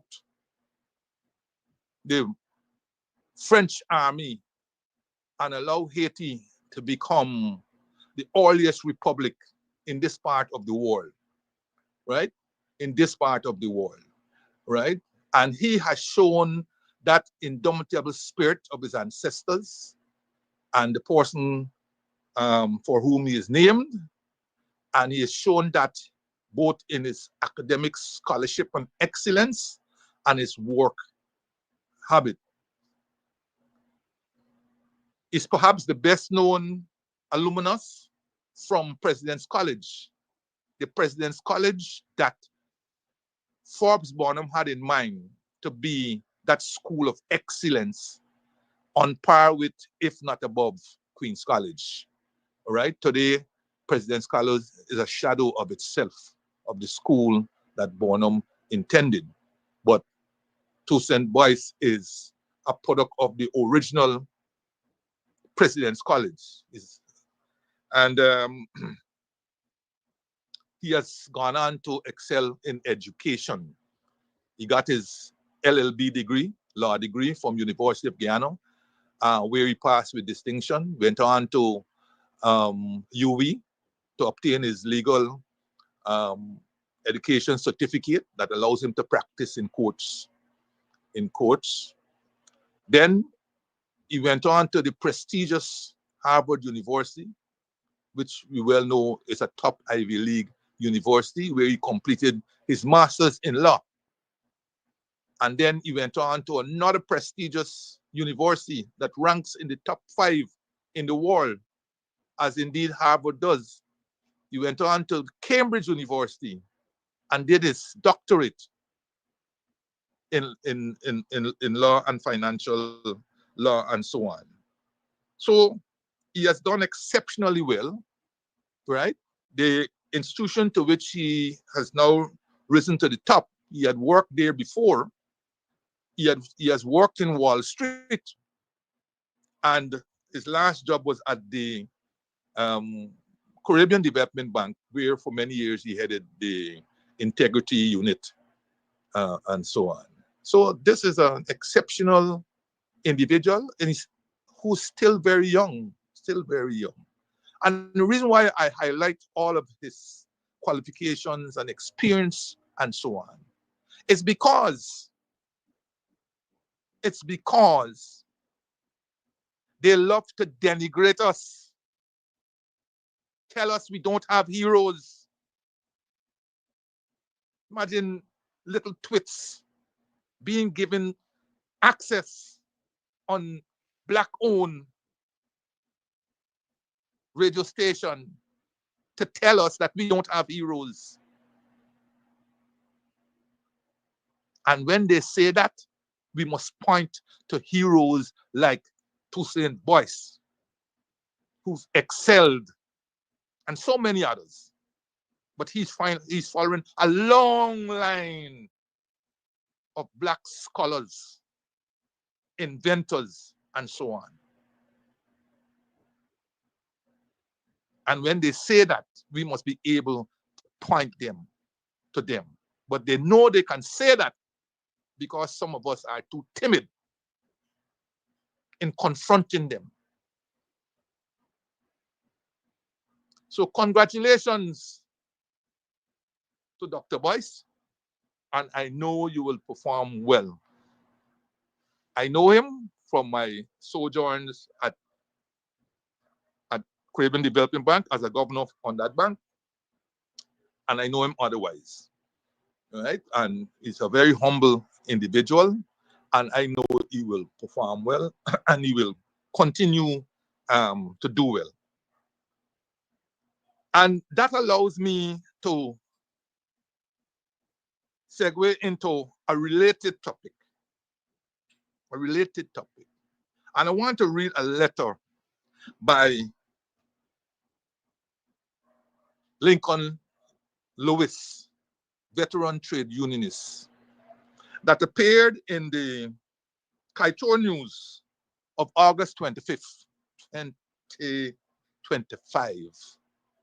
It might have escaped a lot of people, and so that's why I want to read it, because it's a powerful letter with a powerful message, and I think it resonates for all of us on this live and all of us who are listening, all of those who are listening. And it says, "Dear editor, I stand here today boiling with righteous fury to declare, not in my name, not in the name of the African race, not in the name of our ancestors who toiled, bled, and died to give us dignity and a place in this land we built with our bare hands. Leonard Craig and Prime Minister Mark Phillips recently hurled lewd and reckless words on the campaign trail are disgusting. These two men, whom the People's Progressive Party Civic loves to parade as leaders of the African community, do not represent the true spirit of the race. They are not symbols of black pride.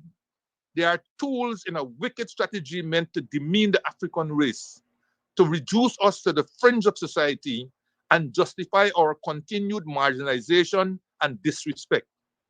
Let the world know who the African Guyanese are.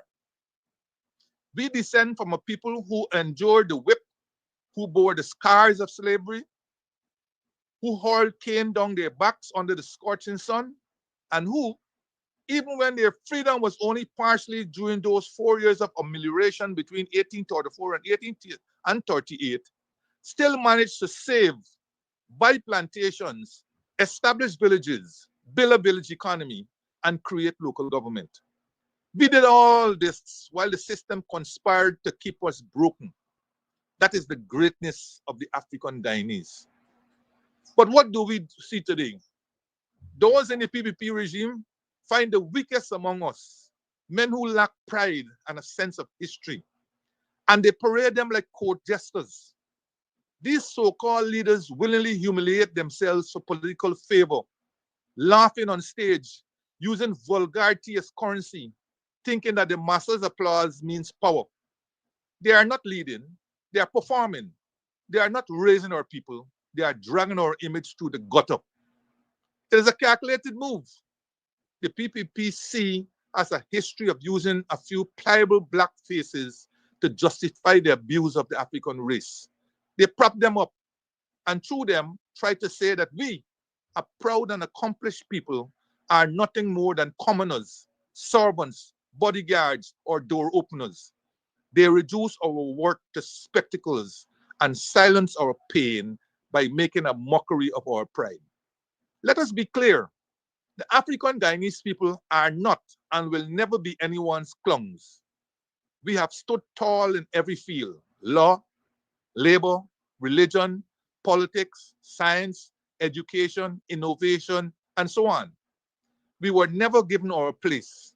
We carved it out with blood and willpower. And no amount of stage vulgarity or court jester behavior from Craig, Phillips, or any other political pawn will change that truth. The behavior we witnessed was not just personal disgrace, it was an insult to a legacy carved through slavery, emancipation, resistance, and achievement. The insane vulgarity wasn't just a joke, it was a signal that our culture, our history, and our dignity are seen as disposable.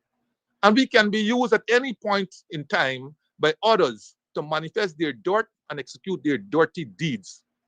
That is the real message, and it must be condemned without apology. This is bigger than Craig or Phillips. This is about a political culture that seeks to demean the African race and justify our mistreatment by propping up empty vessels to dance while others reap the rewards. But we are not blind. We see the game and we reject it. So I say again, not in my name, not in the name of the African race. These disgraceful men do not speak for us. They do not represent the legacy of our foreparents. They are not the standard. They are the shame.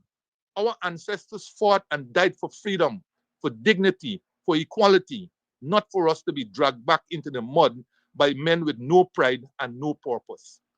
They represent those who hired them, on whose platform they flaunt their vulgarity, their political bosses.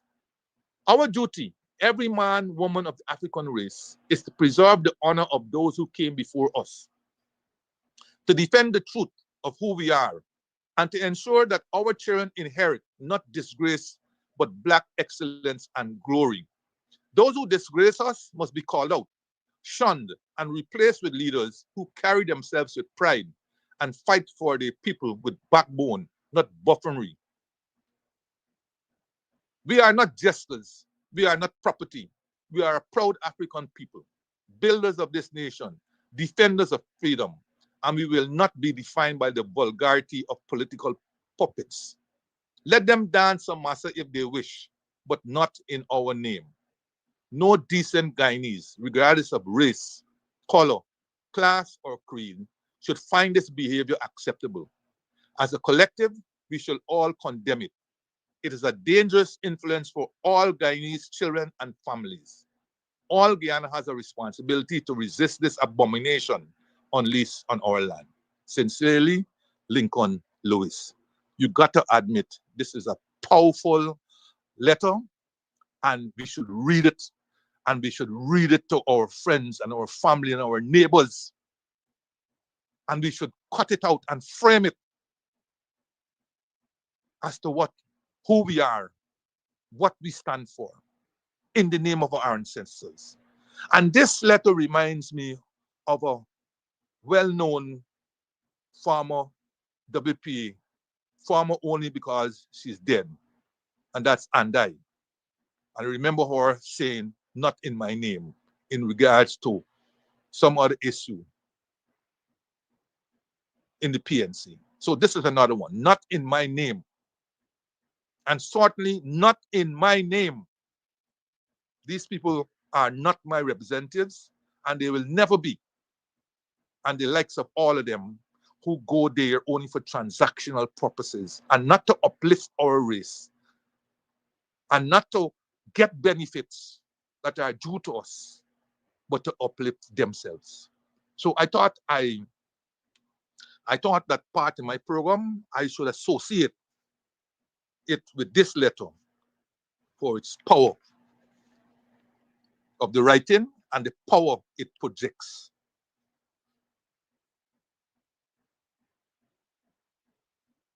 Moving right along. So I've been watching, as usual, the campaign. This is how many? Today is the 28th. 4 days to E-Day. 4 days to E-Day. And I would want to use my couple minutes or so to talk about some issues as it relates, obviously, to the elections. Don't think the audience expected any better. So I've been looking at the different meetings, and I've been reading aspects of manifestos and so on. I think the last one to be launched was the ALP of Simona Brooms, and I don't think she called it a manifesto. There are a couple of things in there that I liked, like, for example, her suggestion of a ministry of happiness. Because this whole country stress. This whole country stress. And a ministry of happiness that concentrates on distressing and social cohesion and all the other things is not a bad idea, and that will look at issues like domestic violence and so on. It's not a bad idea. But I will come back eventually to this point. One only can figure what could have happened if they all coalesce rather than where they are today. But we'll come back on that point. But I feel energized, notwithstanding pain and whatever. I feel energized. I feel energized by the APNU, not so long ago, less than a year ago, or even less than that.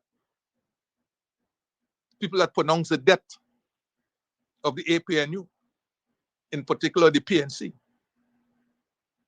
And they were already writing the Requiem Mass and the rites. But you see, sometimes, as they say, whenever you're digging a grave for somebody, make certain you dig one for you too. And this is exactly what has been happening now. From the ashes has risen an APNU that is energized, renewed vigor, and so on. And the sprouts are the young people who have come to the fore and who are being exposed. They're the only major party in this race who have been exposing youngsters. In the other party, the youngsters are buried, while the oldsters take front stage. But they're the first one who talking about youngsters and how much youngsters are on their list. But these youngsters are buried. They don't take the spotlight. But this is where the APNU has run away with them. Youngsters all over the place. And not any youngsters. They project a level of confidence that I have not seen recently. And certainly not since the Barnum era, when they had a large number of people coming out of the young socialist movement. I feel I have a sense that our future, should these people rise to the top, I feel our country will be in good hands. And I'm saying, once they are nurtured, once they understand the rough and tumble about politics, and once they stay the course, I have no doubt that we will be hearing a lot about them. I advise them to read widely. Read about the history of this country. Read about the history of the party to which you now belong. Understand, not only just read and understand, analyze. Seek clarity. Seek the wisdom of the elders. Hamilton Green, Vincent Alexander, Yvonne Harewood Ben, and all the elders and stalwarts. You see Koyano, if you get a chance to meet him. I don't know that he meets people, but all the elders seek, read widely. Don't just run to the internet. Read widely. Get the books. Read widely. If you could get Destiny to Mole, Western Trial, and all those different other books that they have. Read widely, right? And feed your mind in as much as other people will be feeding your mind. And you will make it. You have great talent. I listened to Eden Corbin extensive program that he had with Mark Benchcop the other day, 2 days ago. Wonderful. Look at the confidence of this guy, right? At 27, he already has an LLM in law. And all these people that I'm talking about, they have graduated from top-notch universities. Universities that are well known. You don't have to go and dig up to find them. And their theses, where they have done completed PhDs, not honorary PhDs, where they have completed PhD, their theses are readily available. Not like someone who the university, reputable as it is, doesn't have this thesis in their library, cannot be found anywhere on the regular sites, the regular educational sites and so on. It is deeply buried, if indeed one exists. But I can find Dr. Boyce's thesis. I can find his thesis. I can find Dr. David Hines' thesis. Dr. Shamir's thesis. But I can't find this individual's thesis, no matter how I search. And no matter how many requests are made to the university, you get turned down. What is there to hide? What is there to hide? And they're asking us to trust them. How can we? How can we? So I'm energized about these young people. I'm energized by the dynamism. And every day that I listen to these stomping ground speeches, I see another one emerge. I was listening to one at Wickenham, and there was a verbal. There seemed to be quite a few of them, but there was the woman there on the stomping ground. She wasn't too well, but she delivered what I consider to be a very powerful speech, short as it was, and so on. So, for those who are writing the requiem for the PNC, come APNU, I know they know now that they have a fight on their hands. And it is for us to hold the line. Hold the line, ye fighting men and women, for victory is in sight. Victory is near. Hold the line. And I'm encouraged by the emerging and enthusiasm. No, I'm encouraged by the energy and enthusiasm of these youngsters. And also I'm encouraged by the return of a few lost sons and daughters. I was shocked a couple nights ago when I saw Dr. Henry Jeffrey on an APNU platform in Plaisance. Shocked. Shocked to the sense that Jeffrey prior was with the PNC. At one time, he was principal of the Kurukuru Co-op College. I believe he had some differences or difficulties with Bornum or vice versa. And come 1992, he opted to switch. Not unlike the likes of the Van West Charles and so on. But he opted to switch in 1992, claiming to be joining what was then called a civic element. So he was never a PPP as such. He was part of the so-called civic element, an element that was ill-defined, but it was an element that was formed to satisfy, to temper the whole outlook of the PPP, the whole communist outlook of the PPP, and to make the PPP more acceptable to the Western powers, right? And give Jagan his last hurrah at the presidency. So he was part of that civic for many, many years, and he held about 4 different portfolios and so on, right? And again, probably fell out with the PPP, this time under Jagdio's presidency. Was lying low, writing his columns and so on. But then I saw him appear on an APNU platform. Even if only it signals the concern that has been growing in Guyana of the inequality in the distribution of the wealth of this country. We must be able to call a spade and not a shovel, which is what so many people want us to call. We want to call a spade a shovel when right before our eyes, we see what is happening in this country. You look at it, look at all the ribbons that have been cut during these elections over the last year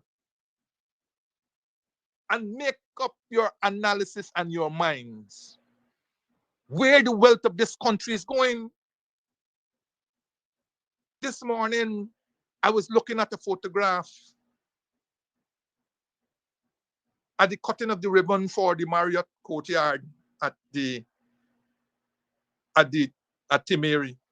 Airport. And it was no different than all the photographs I looked at with the cutting of the ribbons recently. It was no different. Even when you're cutting public projects, Like the Bus B, the continuation to Bus B Dam, you see the same set of pictures, the same outlook, and you wonder for the future of this country. You wonder for the future of this country. And we've seen it before our eyes, and we don't want to say up front, listen, where this thing is heading, it is not right. We don't want to say that. We got double O not and triple not and all them who gone over, but none of them said to us, we are going there to make a difference. None. None. And the reason being, because it had all been transactional crossovers. Not even ideological, just transactional. I can't continue to be left out as an individual out of the gravy train. So let me go and join it. Let me go and join it. And I will do whatever they tell me to do because I in need of gravy. The same things that you didn't want to do while you were with your original party, you didn't want to do.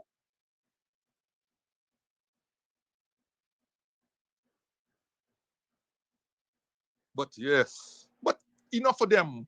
I am happy that while some are leaving, some are returning, both in spirit or either in spirit or in body. So I don't know whether that was a one-off for Jeffrey, but either way, whether it's one-off or so, it was welcome that he was able to do it and in a short time explain the whole issue with race and racism, why nothing is wrong with voting race. It is racism that is the evil and not voting race. And he gave the apt example of all the black people who voted for Obama and so on. And also he pointed to the apartheid development of this country. People don't like to say these things. You know, oh no, not apartheid. You know what is apartheid? Apartheid was this and so on. They don't understand system. System. What the system will do. And it will come in its different manifestations from epoch to epoch. But the system remains. You don't have to be in chains, physical chains, and neckties and so on to say that you are in slavery. The system of slavery and what it does to you is what will remain or go at a higher level as you move from era to era. It's only a mind that doesn't think or doesn't analyze will say, well, how can you compare slavery, the system today with slavery? After all, our ancestors were in chains and they were whipped on their backs and so on. Those are manifestations, girl. They're not slavery. That's not the system. The system that many of us endure today is akin to slavery or apartheid. And we must work hard to change that. But until you can accept this is what is happening, you will tell yourself you have no need to work to change it.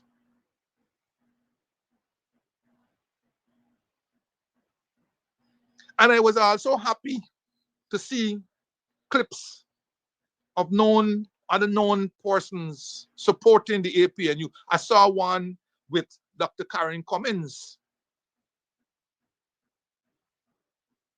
Thought she had gone on a rest or gone into hibernation because I haven't heard or seen about her for a long while. But I saw a clip recently with her talking about the APNU and so on. You know, as I said, it always bothered me.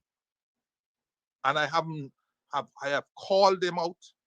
They were my colleagues, and I called them out because that's how I see it. That's how I see it. That you can't have been there for 5 years administering portfolios.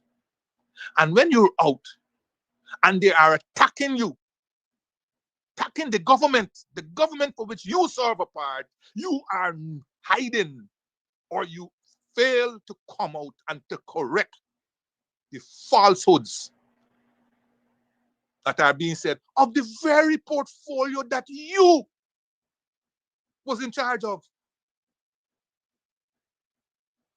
And that really, really, really, it sets me apart. Sets me apart. Dr. Cummins was in charge of 2 portfolios: Foreign Affairs for a short while and at Ministry of Health. And you must have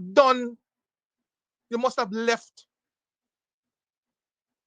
an exit book or some sort of thing. You telling me that you can't be more visible in terms of explaining all the stuff that you did while you were at that. You're allowing these people to troll the government, about Bond and Bond and Bond, about Bond, not about George Norton and the Bond and so on. You're making that be the be all and end all of the health sector, when so many great things had happened in the health sector, when so many indicators of health were improved under the coalition. But they were happy that I saw a clip with her there, right? And one will recall,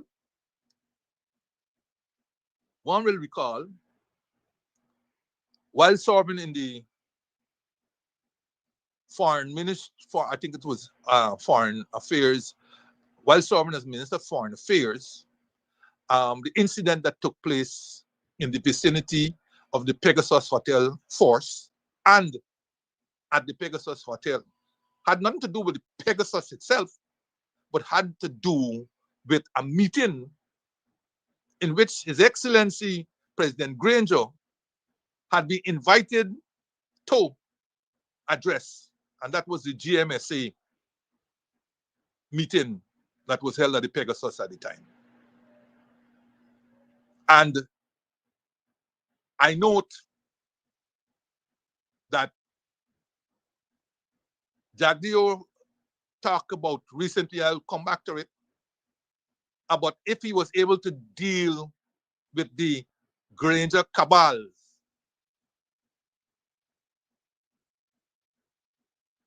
Now, there was a mob, an unruly mob, that assembled in the vicinity of the Court of Appeal, around that area there.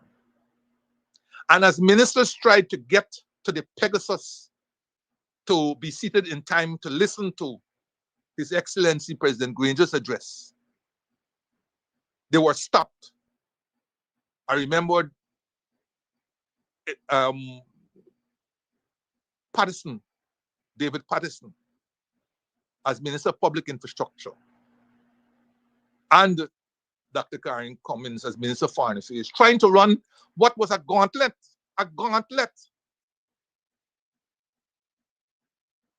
They banged this unruly mob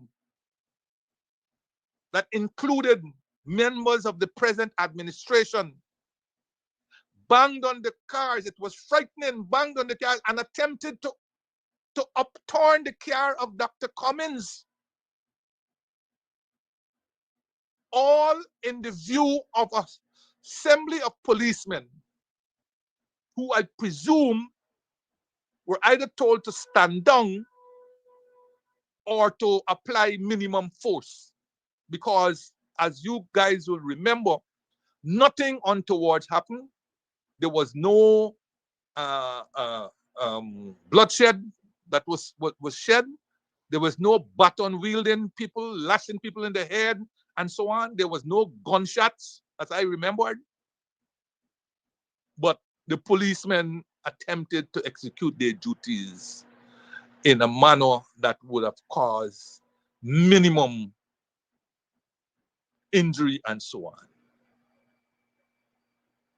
As to whether that was the correct approach, that can now lead Jagdeo to say he was able to deal with Granger and his cabal, did he mean that he could have gotten away easily with the kind of behavior that took place on that fateful day? And again, in the GMSA meeting, another confrontation.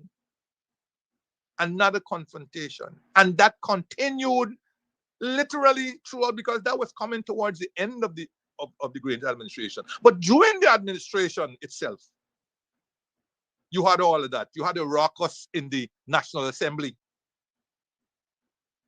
when President Granger came there to address the Assembly on the opening of the Assembly of the Parliament for the new term. You had a raucous pickets, which aren't allowed in the National Assembly. They all had pickets there. They're all banging noise and so on.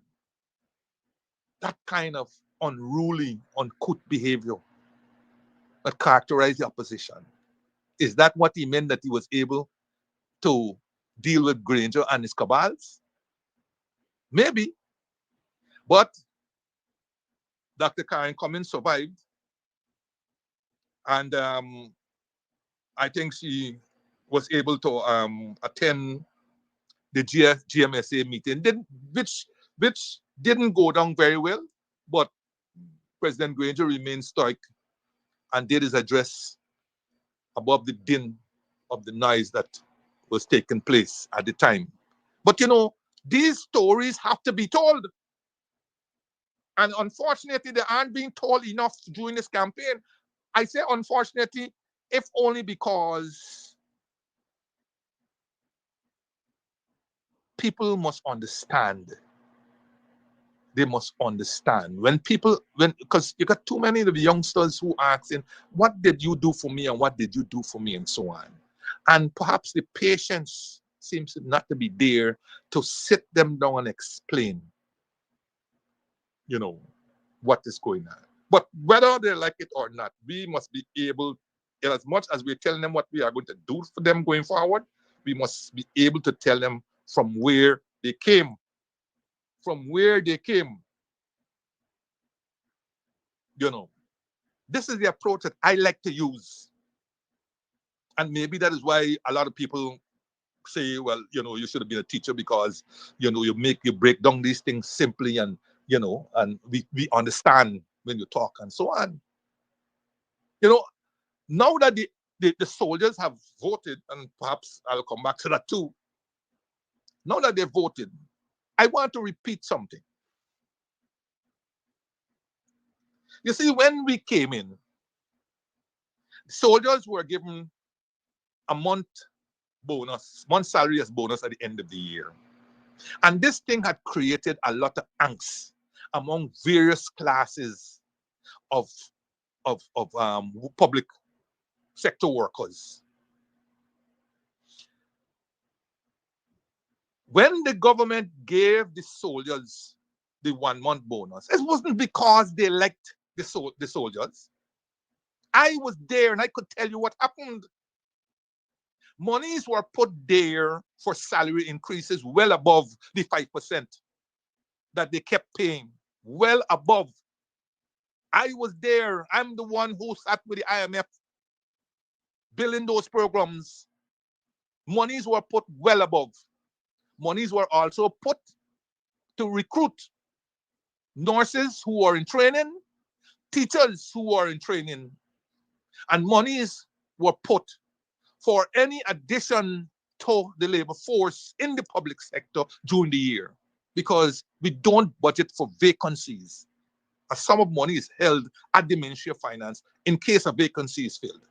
That's how it goes. So you have this large pool of money. You have this large pool of money. And instead of paying increased salaries so that you could rapidly move to a salary that is representative of the position that you are in over time, they kept paying these 5%, and the monies that were left back, they could do whatever they want. So out of that money, they began to pay 1 month bonus to the discipline services. Not because they like them, but because they recognized they needed the discipline services, which was predominantly people of African descent, to be in line when they call upon them. It was also a continuation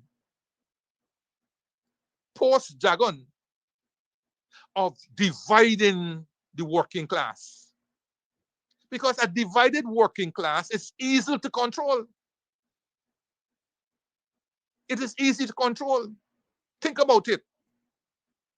A man who's a soldier has a wife working in the public service. At the end of the year, the man gets a 1 month bonus, a 1 month salary bonus. His wife gets nothing. How you think that household? How you think that household? Friction. So even though an extra month's salary has come into the household, friction is there.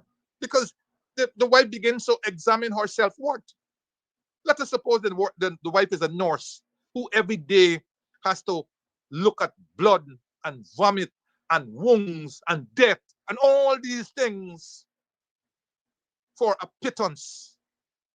And she's not recognized at the end of the year with a month's salary. So this is the problem. They didn't love the discipline services. They gave the discipline service as a means of dividing the working class.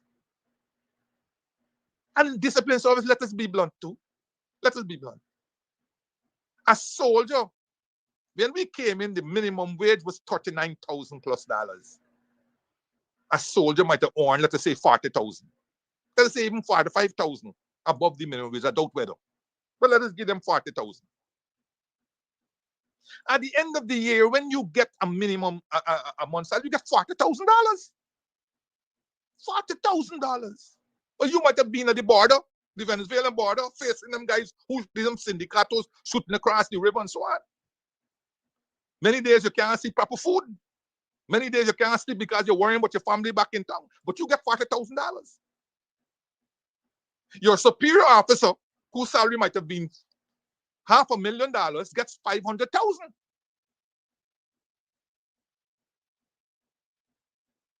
At the 1 month salary. So you got all of these issues that were faced. But when we came in, we said, the government said, listen, if we have something to share, we would like all our people to get a piece of it. So contrary to what people say, how we take away 1 month bonus, ask the soldier how you would have got 77% salary increase on which this government had to build on. They couldn't take it away from you. Is we give you that 77% increase. Why? Because salary is property. Salary is property. And that salary goes towards many things. One, NIS. 2, your pension and gratuity. When they give you a month's bonus salary at the end of the year, it's one-off. It doesn't count. It doesn't count. But let us say, if they got a month's salary to give you, let us say 40,000. Why can't they divide that 40,000 by 12 and put it into your salary? You ever asked that? Have you ever asked that? Why didn't they divide that 4,000 into 12 and put the money monthly in your salary so that the salary could increase? Add up all the bonus that you have got over the period that they were there and ask yourself, if they had added that into your salary, what your salary would have been when you're ready to retire. But we did it for you. In our first year, when we had a little money left back, We shared it to everybody. You got 50,000. You, the soldier, got 50,000, and your army chief got 50,000. In fact, the army chief got none because we cut it off at a certain level. A certain high judicial official called me to find out why they weren't getting, why they above a certain amount weren't getting. Imagine a little $50,000 bonus. People who getting $1 million asking you why they're not getting that 50,000. And I said to the individual, man, it's a $50,000, buddy. You getting $1 million. Eh? Let these people enjoy the little 50,000, no? So when your salary was $50,000, we gave you 50,000. When the other person, your top officer, salary was 500,000, we gave them 50,000. You see equity? You see equity? That is equity. Always we thought about the person at the bottom and the life that they have to live and the income that they need to get that life. And the next year, when less money was available, we still paid a little 25,000. But as Guy Suko and all the others began to eating, we had to find more and more money. We didn't have any more money to pay a bonus. But we kept increasing your salaries well above the 5% that you were accustomed to. But you know what? The ministers, some of them, they were too busy earning free money. Too busy earning free money rather than going and help to explain this to the soldiers. And so when the 2018 local government elections came up and the soldiers refused to leave the barracks because they claim they know we cut the bonus. Some of them put the tail between the leg and come back and say the soldiers them said they're voting because we cut the bonus. But they weren't seized the opportunity to explain to the soldiers that it wasn't a cut in the bonus, it was a rise in the salary and their benefits.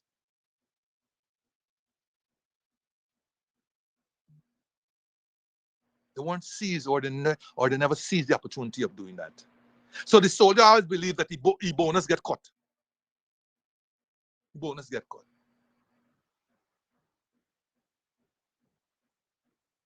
And even today, no, is fixated with a bonus rather than a package. Rather than a package that speaks to his and his family's welfare. A package. Trust me. Go and do your research. Tell me which other army feeds its people a bonus salary. Tell me. But we have found ourselves into this. And this is what the PPP is good at doing. This is what the PPP is good at doing. So now you have that situation. You had a similar situation with the pensioners. Again, they're subsidizing water and they're subsidizing electricity for pensioners. For these two things, you have to have the meter in your name. The pensioner has to have the name. My God, what happened to all them other pensioners who ain't got no meter in their name, but they still have to pay electricity or water? And again, we said, this is rank discrimination, especially of those who live in the hinterland, where the cost of living must be triple the cost of living in Georgetown. And yet, they're the ones who didn't have access to electricity with a meter or water with a meter, and they were then deprived of getting a subsidy for water and electricity. You see this? But we corrected that as a government. We corrected that as a government.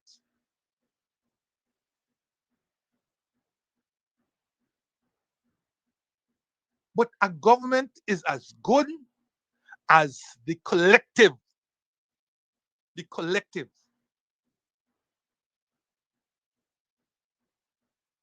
So on that one, Aubrey, when you're choosing your cabinet, choose well, choose wisely, and have a constant performance sheet.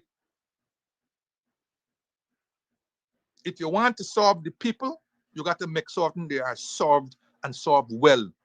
It's not a fancy dress parade. It's not who could dress well and speak well, even though those things are important.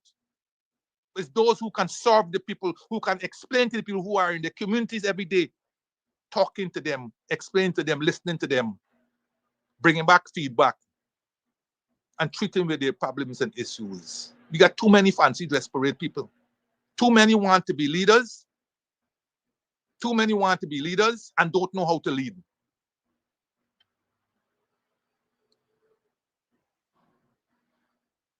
No, so yes, I'm energized. I'm in fighting spirit. I like you, Kadaki. I'm in fighting spirit. I feel energized. 4 days to D-Day. Okay? Some of the portents are not very good. And once again, I say, GCOM, I don't trust you. I don't believe you have the competence to run these elections. And I feel a bad omen.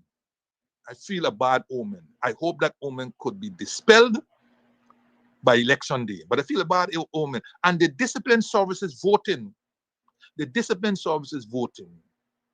didn't help to quell this feeling of bad omen. Because you were dealing with about 10,000 votes. It was a trial run of your systems. And they failed. And they failed.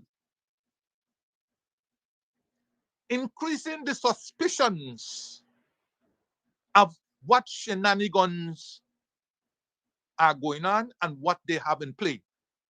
You know, I was telling somebody yesterday, the opposition collectively have to up their game. They're sleepwalking. In some of their cases, they're looking back at the elections and looking at the methods used for rigging. And they're trying to plug those holes. These people who are bent on rigging this election are smarter than you. They are having the experience of top-notch riggers from overseas. They pay them serious money. And they are helping them to go high-tech in their rigging or to go where you ain't think about. They ain't think about. Let me give you a typical example. All right? You got big set of noise about phones being used in the booth, taking out ballots and so on. And you said, no, that is a crime, punishable by this and that and so on. But so they know that. They know that. So they can give you gadgets that have existed a long time ago, and these gadgets are next to nothing now in terms of price. You ever watch a James Bond movie? 007? Look how long 007, since the 60s, 007 movies were coming up with gadgets that were well ahead of their time. Well ahead.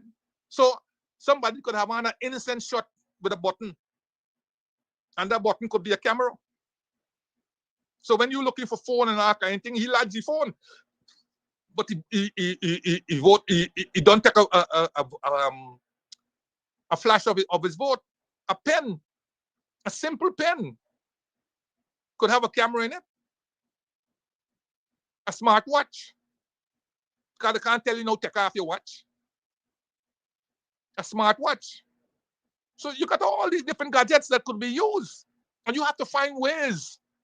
And the only way is to make certain that you are serious in terms of your scrutineers being directly positioned to see what is going on there.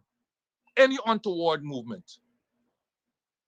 They ain't gonna see how you vote, but they will see any untoward move and raise hell. Because the GCOM is saying even if you raise hell, they can't do nothing about it. When GCOM wanted to claim that they have to solve the issues in the recount and so on, they made what many today still think was an illegal recount order. Well, a lot of people still claim was an extra parliamentary imposition of a law. Many people still claim that. But then courts them say, well, the GCOM is empowered to do all such things to make certain that, you know, this business about elections and so on is concluded and so on. And any other thing I have to do, you have to go to elections petitions and so on. So when GCOM made an order for the recount.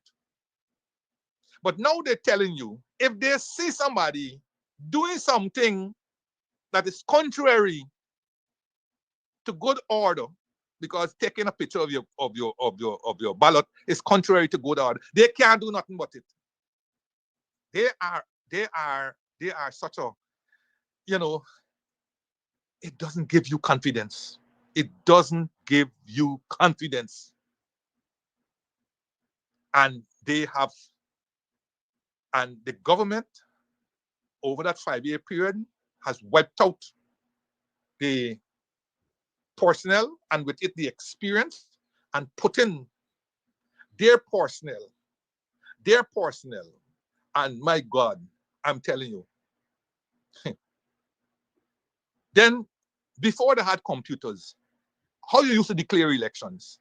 Now by adding up them number with a simple not calculator, you used to call them. We used to call those things we used to get in the offices. And you used to put a big roll of tape in them, and you know, you got this roll of tape and so on. Not calculators, it's calculators, or they might have been the big calculators. No, you're telling me about computer. You're telling me about computer. You're telling me we can't count 460-something thousand, 470,000 ballots without going into computer? Eh? Well, you have to go to computer. There's no law that says we must computerize the count. There's no law. When you don't get all the SOPs, well, you can't add them up. Well, you got to go to a computer. Yeah? I remember one time when I had a big story, I can't remember which elections, but I remember that election has been Paris. ID was a commissioner, or he was recruited by the then PNC to go there and observe. When he suggested that there might have been an algorithm that was put in the computer that adjusted votes for the PNC downwards and adjusted votes for the other party upwards.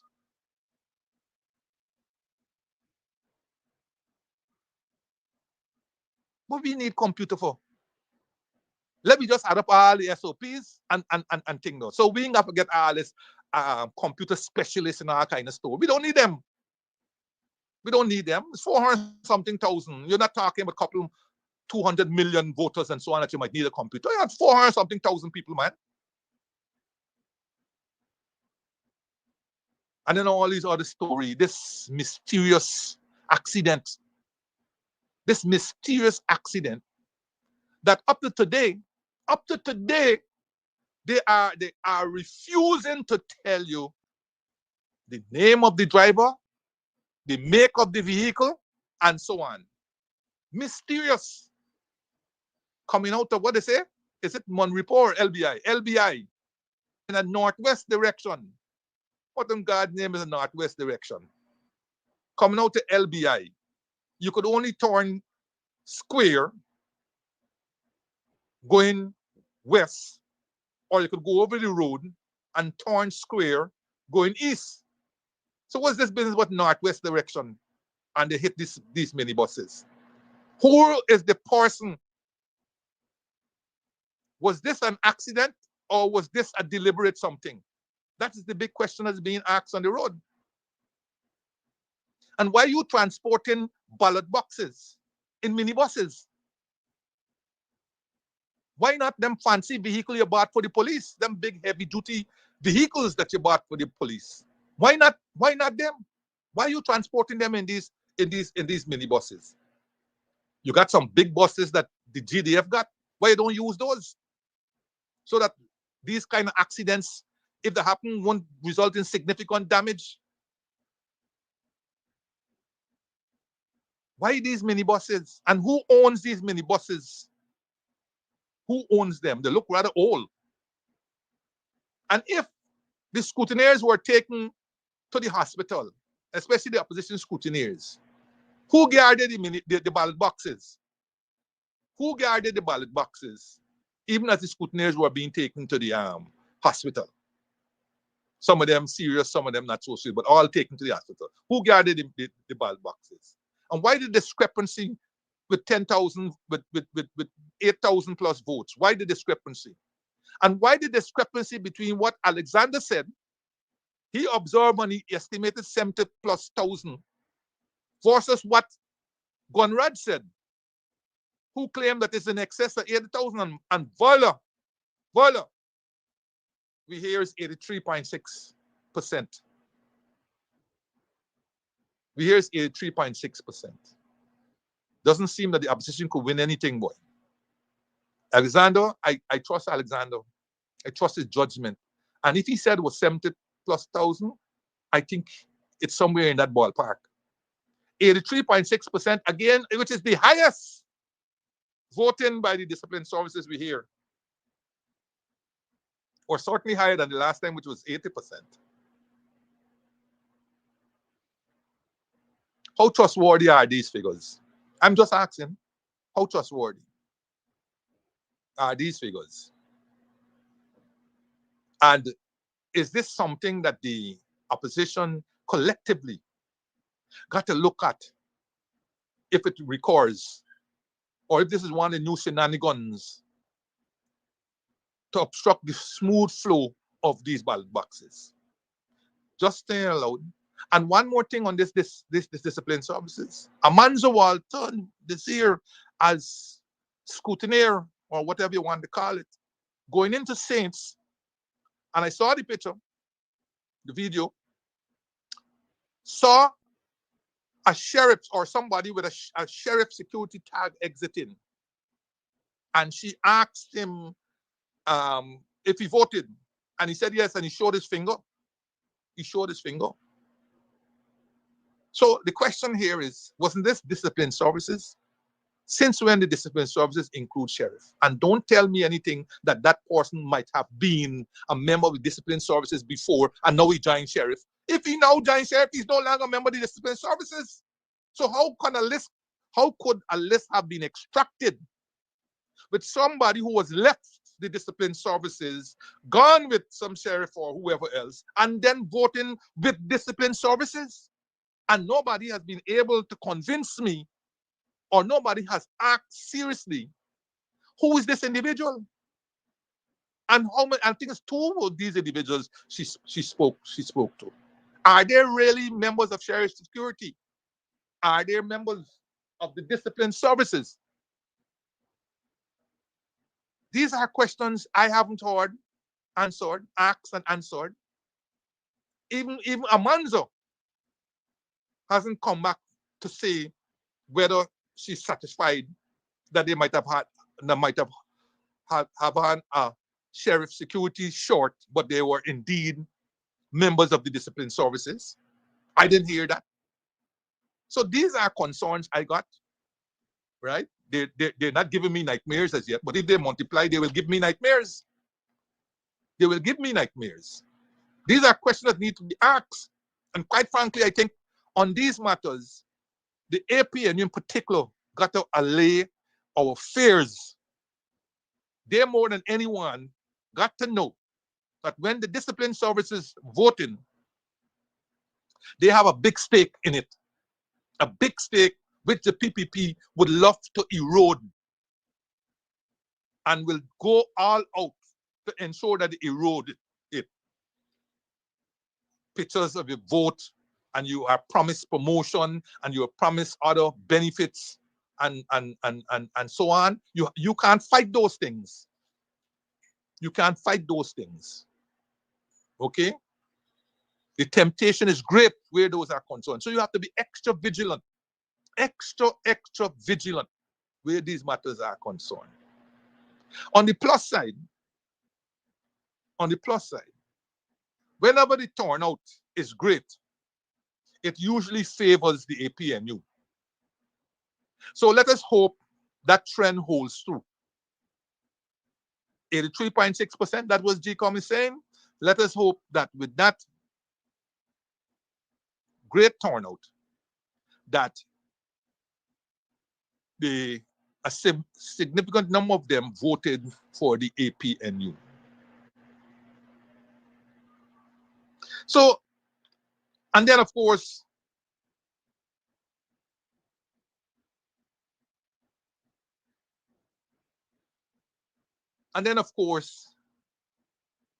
you know that this government here, notwithstanding the bravado, all your bravado, clearly knows that they have a fight on their hands. And not a two-way fight anymore, a three-way fight that they have. You're hearing all kinds of rumors that backroom talks are taking place just in case. Just in case. I read yesterday a poll that has been conducted, they said, on the 15th of August. And they have some results there of that poll. And if those results were to hold through, it will be of concern to me. It will be of concern to me from the standpoint. Well, not only because it will represent not the kind of performance that the APNU will be looking for or have in mind, but the fact that if you were to combine the projected returns of the PPP and WIN, it's almost 2/3 majority they will have. And that is why I do not trust WIN in this thing. I don't care what. I do not care what. I do not trust WIN, and so are a number of people. And this message got to go out there. These were bodies that fell out. All firewood don't take long to catch. And he hasn't said much now. He's like the Pied Piper of Hamlin. He ain't saying nothing much, but the rats are following him. I want them to remember that story. Go and read it. What happened to the rats eventually?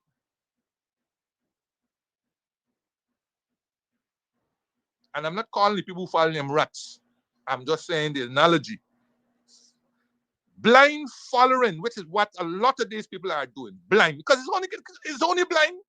You can't tell me how WIN stands for clean, WIN stands for new, and all this kind of story. How can WIN be new when they were in bed all the time with the PPP and they only fell out because of OFAC sanctions? How can they be new? Up to 2023, Nazar Mohammed was on a PPP slate for the local government elections on the East Bank in his village. When they asked him why he didn't go independent or why he didn't go with another group, he said, "Nah, I'm going with the PVP because they're gonna win, so I go with them." They were there.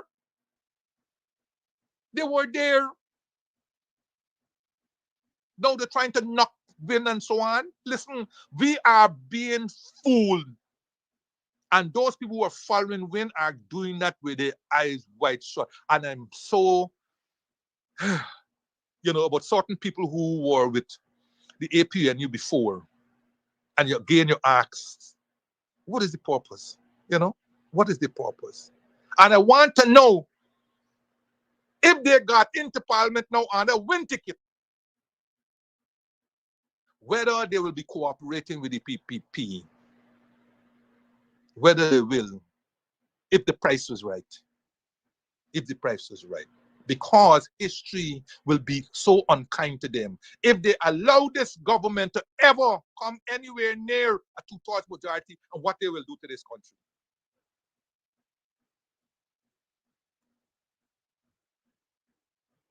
And I see, so they don't know, they don't, they ain't gonna get a two-thirds. They know two-thirds in them thing. As I said to people, man, why are you hot up your head? No, in this country, nobody's ever got two-thirds, has ever come any close to two-thirds. The only people who got two-thirds is already been disputed. The PNC, it has already been disputed and so on. But we could understand why they want two-thirds. The cookie monster is not satisfied until even the crumbs he eats. That is what they're going after here. That is what they're going after here. You could see it in Israel. They started out by saying they want to clean out Hamas and so on. Now you see what? Now they want to take the whole of Gaza and so on. We don't learn from our history. We do not learn from our history. And the people so flush of money. And you could name your price. They will give you it as long as they get your vote. And once they get your vote, you see what will happen. See what will happen. Once they get your vote, you will see what will happen. You would not be excluded from what will happen. They wanted to capture Guyana a long time ago. A long time. Read the history. They want to capture. And they believe that they're on the verge of doing so. And you gullible people, yes, gullible people, thinking that they got your welfare at heart. Well, if they didn't have your welfare at heart for the 28 of the 33 years that they have governed since 1992, when you think they're going to get it? If over the last 5 years of $1 trillion budgets, you still suffering the way how you're suffering today, you think they are going to have your interest at heart while they repopulate this country with people that don't look like you? Eh? Why the wealth distribution is getting skewer and skewer? You are getting less and less? Oh yes, they will. They got so much money, man. Look, listen, Mr. X, you want 10 million, take 10 million, and so on. They got enough money to burn. That is chump change. The man in the thing that they say, $40 million. Chump change. Chump change to those people now. Which will be a fortune, a lifetime fortune to you. Chump change to those people. Chump change.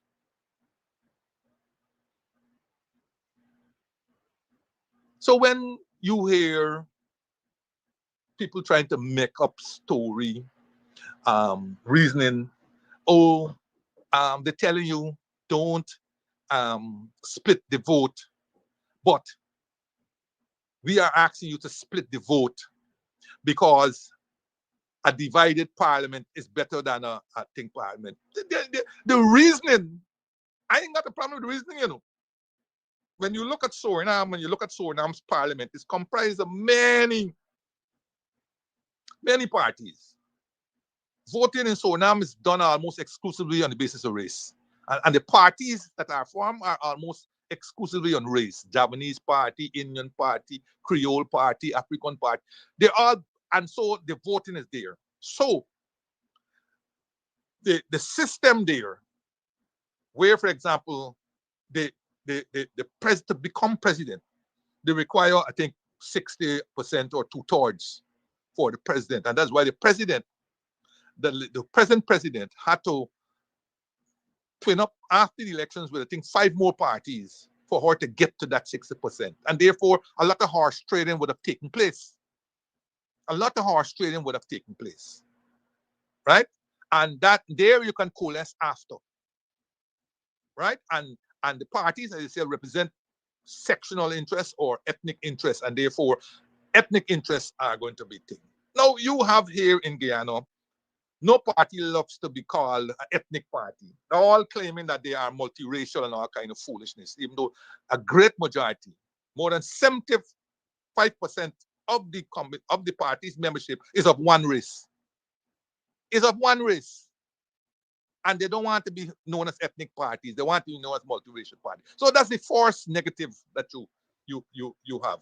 The interests of the major race is always going to be at issue, particularly in the non-PPP parties, particularly there. The second thing is that you have no hope of winning, or not no hope. Let's put it this way. You have a diminished chance of winning the presidency if you split the vote.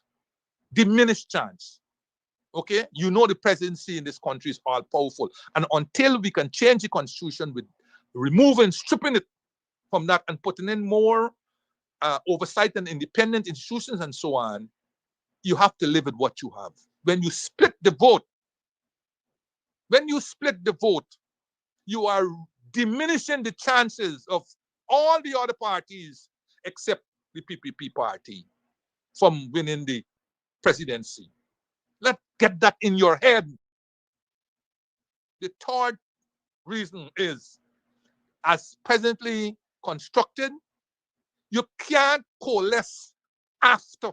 You have to coalesce before. So that train has already left the station. You had opportunities to coalesce before and go into these elections as one. But no. You want to be big man and big woman. Now you're going out there and the water's done and the portents don't seem good. You're running out to this last minute. Don't let them tell you don't split the vote. Split the vote because it will make a composition. It will make a better National Assembly. I agree. More parties with votes in National Assembly where no one has a majority is a good thing for Guyana. A good thing for Guyana. But let reality kick you in your face. That ain't gonna happen anytime soon unless the Constitution itself is changed substantially to ensure that no one party gets a majority and that the person that emerges as a president must have 60% and above, a super majority, rather than a simple, rather than a plural majority, because it's not even a simple majority, a plural majority, which means that of all the people who contested, the person got the highest number of votes, even though the party may not win in the National Assembly. So, my friend, all those people then who went and listened, all the voters who went and listened to this thing about let us split the vote and listen to that, what is being said by some leaders of the contesting. Let us look back at the results of the 2020 election. All right? You had 9 parties contesting. This time around, you have 6. You had 9 parties contesting. Okay? And let me call out the votes of 7 parties. Not the PPP and APNU plus AMC. Let's call out the votes of the 7 minor parties. Right? Where people split the votes. They listen to people, they listen to them leaders, and they split the votes. ANOG, a New and United Guyana, got 2,313 votes. And a lot of these parties were formed within a year and a half of the elections, maximum. Some of them formed like about a month or 2 before. ANOG, a New and United Guyana, 2,313 votes. Change Guyana, 1,953 votes. Liberty and Justice Party, 2,657 votes. People's Republic Party, 889 votes. The Citizenship Initiative, 680 votes. The New Movement, 244 votes. United Republican Party, 360 votes. A total number of 9,096 votes as a result of splitting. 9,096 votes that were shaved and diminished the coalition ability to win the presidency. And those 9,096 votes represented 2% of the valid votes that were cast. 2%. And when you combine them with a high spoiled vote rate, and this is what, again, the education over the next couple of days got to intensify. You've been doing a good job, APNU, but you got to do better. Better, better, better. Not bitter, better. Spoiled votes in the last election was 4,213. 4,213. Approximately 1% of the votes, the valid votes cast, was spoiled. We can't let that happen. So let us aim to reduce that by at least half. Let us aim to do that.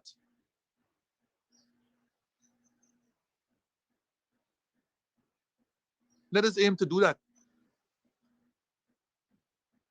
So, voters, don't listen to people who telling you it is okay to split your vote because it will represent a better National Assembly. Let them know indeed it might, but the Constitution as presently constructed doesn't allow that to happen easily. Okay? Doesn't allow that to happen. And in the past, we have done exactly like you said, but it made no difference. And you know what? These parties got a habit of coming up close to the elections, and then two things happen. Either they disappear completely, never to be heard from again, or they get co-opted in the PPP.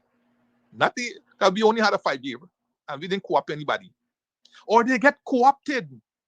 So they get identified for boards and CEOs and employment and all these different things. Some of them even get into, who knows, into ambassadorship and whatever. So voters, don't be fooled. This is about self-interest. A lot of them are about self-interest. They're telling you about, oh, we come there for represent your interest. Check their manifestos and you will see. They ain't got substantial difference between the two main parties. So you know for sure they can't do nothing for you. You end up voting for party X and they get 8,800 votes. That's not even quarter of a seat. And seats are not divided into fractions. So you would have wasted your vote. Another one gets 2,000 votes. That is not even 1/3 of a seat, because a seat now is about nearly 7,000 votes. So when you get in 2,000 votes and so on, you're not going to get a seat, but 2,000 votes would have been wasted. Wasted. They're telling you about vote your conscience. Listen, they ain't got enough conscience to get to 200 and something thousand, which is what you need to win the presidency and the government. They ain't got enough conscience.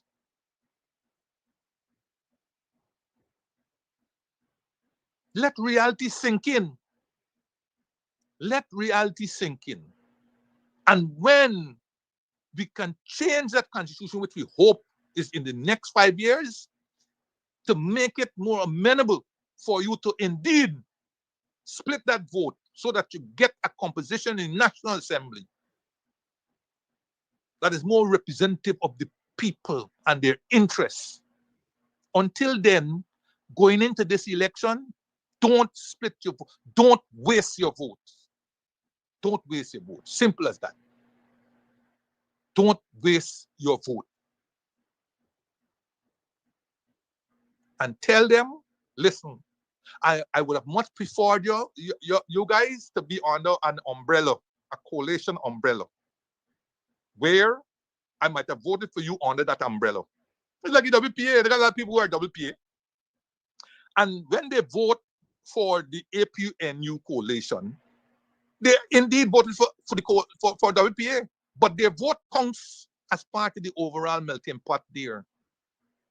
If you choose to get out of the melting pot, how are you going to ask those people now to vote the conscience when the conscience might mean the debt or more hardship down the road? How are you going to help them when you end up getting 2,000 votes and no representation in parliament?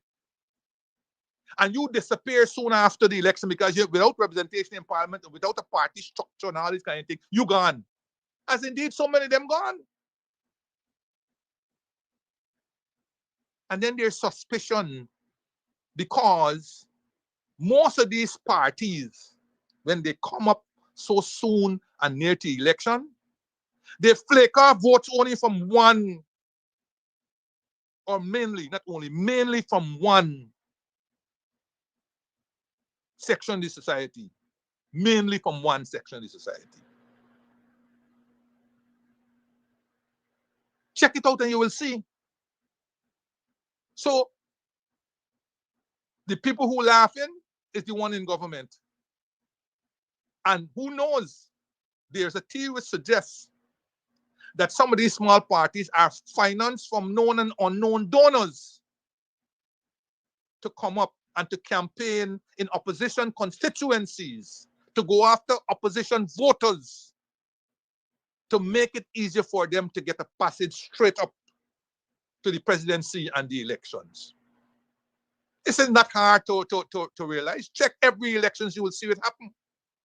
Check every elections, you will see it happen. And you want to know whether these parties are coming, because they don't have a genuine chance of winning anything. They don't. Some of them is pride or whatever, or some foolish notion that they can make a difference in some little dark alley or some sort of thing. That is exactly what happened. The history of voting in the entire Caribbean post-election is one of a two-party system. We would love to change it, and there were many attempts to do so. But in no country has that two-party system been seriously challenged. There has been an instance in Trinidad where after the elections, the UNC teamed up with the party from Tobago. Tobago now gets 2 seats. And A&R Robinson had broken away from the PNM, won those 2 seats, and when that gave, coalesced with the UNC, that resulted in A&R becoming prime minister. That was that instance. But check throughout the Caribbean. And I'm not saying that we shouldn't try to buck history. That same one who was here heading the OAS observer mission, Bruce Golden, was a lifelong member of the JLP in Jamaica. And when he fell out, he left the party and went and formed his own party, contested the Jamaica election and was routed.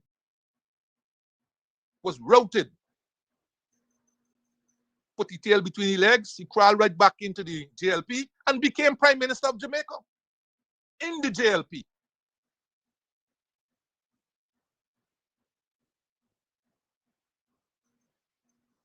All this fight down that you get on one side of the table, one side. It's a fight down that you get one side. Every now and then you may get a Ravi David roar and so on. And then when they get defanged, they stop roaring and they go right back where they said they belong. Right back. One man formed a party because he didn't get some concession. Even before the election done, he done with that. But it is only us who don't see through some of these stratagems and shenanigans, and we fall for it. Because why? Why? You want to know why? Check why the coffees, the revolutions of the coffees and the Haitian revolution, them, why they always had temptress and some of them failed after fail after fail. Because we think we better than the leader. We think we better than the leader. Right? We think we better than the leader. We don't look at the institution called the party. No, we better than them. We better than whoever. And in the case of the PNC, they're the only party, major or minor, where the leadership is elected after robust campaigning. No other party. Every other party that is contesting these elections, the leadership was selected. And those who formed their own party, they selected themselves. Tell me if I'm wrong. Who nominated? Who elected? Who elected some of those people who contested in these elections? Who?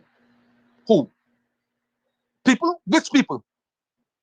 They formed their own party and elected themselves as leader, which is what they wanted all the time. This is what they wanted all the time. And while the AFC might be an exception in terms of their leadership and how the groups and all this kind of thing and so on, the reality remains the same.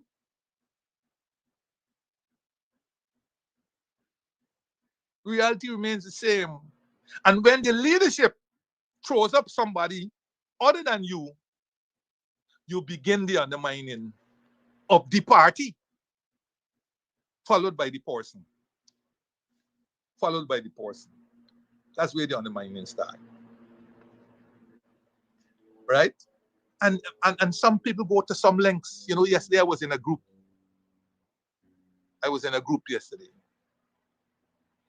And a person made a comment on Aubrey Norton that really riled me. But I had to remain cool, and I put a response, and then that was it. Hear what this person is saying about Aubrey Norton. He says, quote, "I am a man, and I cannot stand to look at Aubrey Norton. He looks like someone from the country part of Uganda." This is a black person saying this. This is a black person saying this. So we self-loathe. We self-loathe. We denigrate our own race. We depreciate our own race. We see something wrong with blackness. And blackness is ugliness. This is what the others tell us. This is what the white man used to tell us. This is what the others come and tell us. And we project and perpetuate that image of ourselves. Not imagine he is saying he looks like someone from the country part of Uganda. I've been to Uganda. Uganda got some of the finest beauties in the world. But here he is, probably never went to Uganda, probably never went to any African country. Here he says he looks like someone from the country part of Uganda.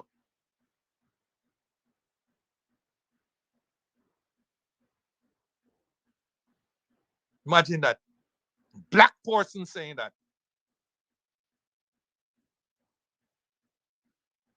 And so these are some of the things you have to fight. At least the PPP don't have to fight them kind of foolishness. And if they do, they fight it internally and they overcome it. Everybody remembers how everybody was trying to put Ali with the Ali, I thought fake qualifications and that kind of story. Look, today he was. They put him up as president. They put him up as president. And at least on the face of it, they seem to rally around him. Not in our constituency. Not in ours. If it can't be me, then I will bring them down. And I will bring down the party with him together. The party that has been there for how many years? 75 years or how much. I can bring that down to I who just come. Who are they who been around all this time? Don't tell me nothing, but I got to wait my turn. That's for the old folks. Them mandingos.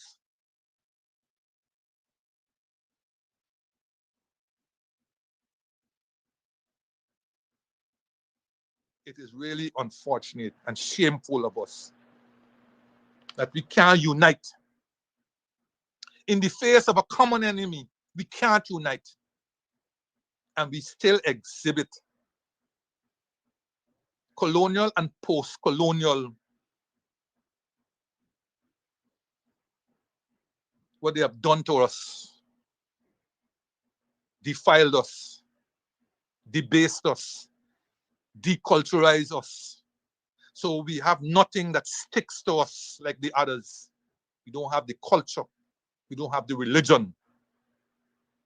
And so on. Yes, we bought villages and we bought co-ops and so on. But if we really want to be true to ourselves, well, we did all of that and so on. Where are those today? An African minister who wanted to decapitalize and decapitate the cooperatives and take away the land and so on. That's what we reduce ourselves to.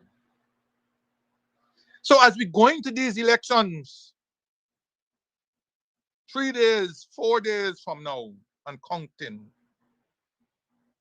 we have to ask ourselves. We have to ask ourselves what it is that motivates us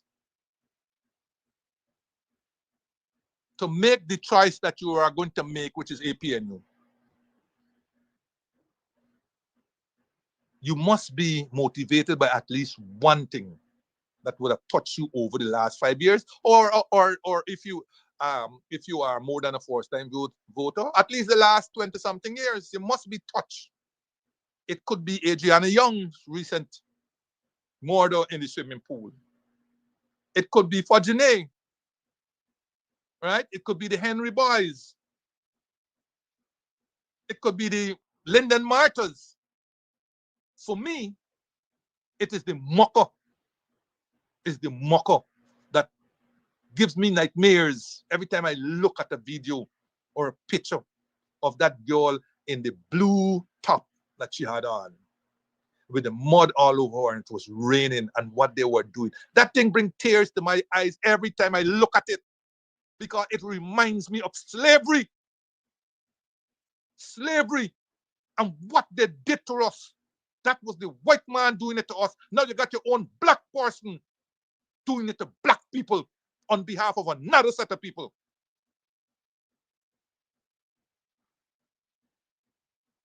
That thing, every time I looked at it, it brings tears to my eyes. I understand. It riles me up, the suffering of my ancestors and what they went through when I look at it. That is what will motivate me when I go into that box. That is what will motivate me to vote for the APNU. You must pick your poison that will take you into that box and make you vote for the APNU. I told one of my relatives the other day when I saw her on Facebook with a certain color. I said to her, listen, if by this color it means that you're voting for that party, let me tell you, you know I've always been green. And I'm telling all my family and my relatives and my friends why they should vote green. If you want a man who has been clean, vote green. And you will get Aubrey Norton for president. But if you want a party whose policies and programs are dead, then you can go ahead and vote red. And if you believe in the Almighty, who has decreed that corruption is a sin, then you could go ahead and vote win.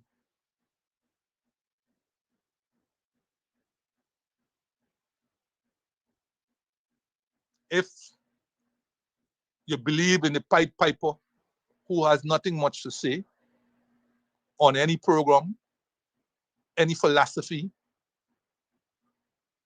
in other words, doesn't have a clue, you can vote blue.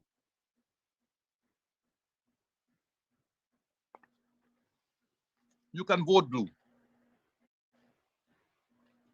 And already there are indications of trouble in these elections. Jagdeo went to Stouffville, and in addition to saying that he was able to deal with Granger and the cabals, he said, what you think? I am not able to deal with these Kangalangs. Obviously in reference to, in particular, Aubrey Norton and Azuddin Mohammed. And in doing so, he promised to sick the army and the police on them for them to know their place if they only contemplate any post-election violence, you know.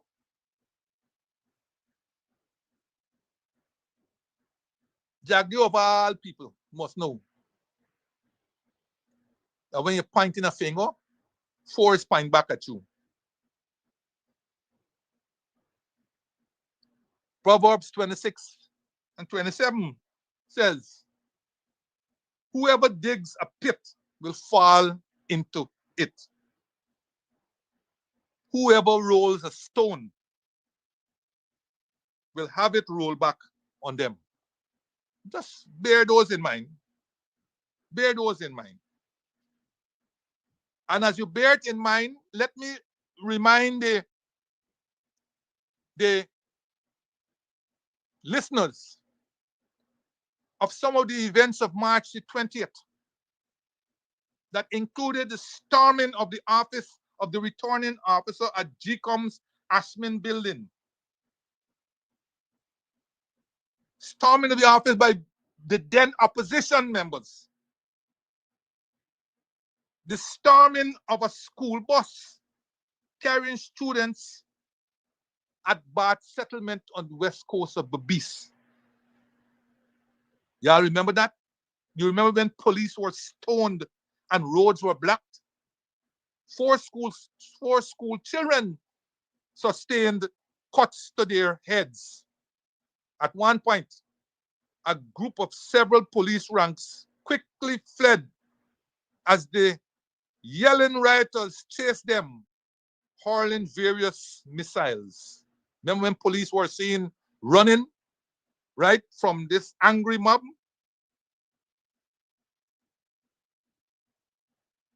And the attacks that involved innocent persons, including police officers at Luziknan on the east coast of Demerara, and they were forced to seek shelter from gun-toting men and men with cutlasses. And y'all remember the nurse who was attacked in her car. You remember the nurse? The nurse whose vehicle was damaged by a mob at West Coast Berbice said that she was struggled to get over the trauma of the street violence that was led by PPP supporters.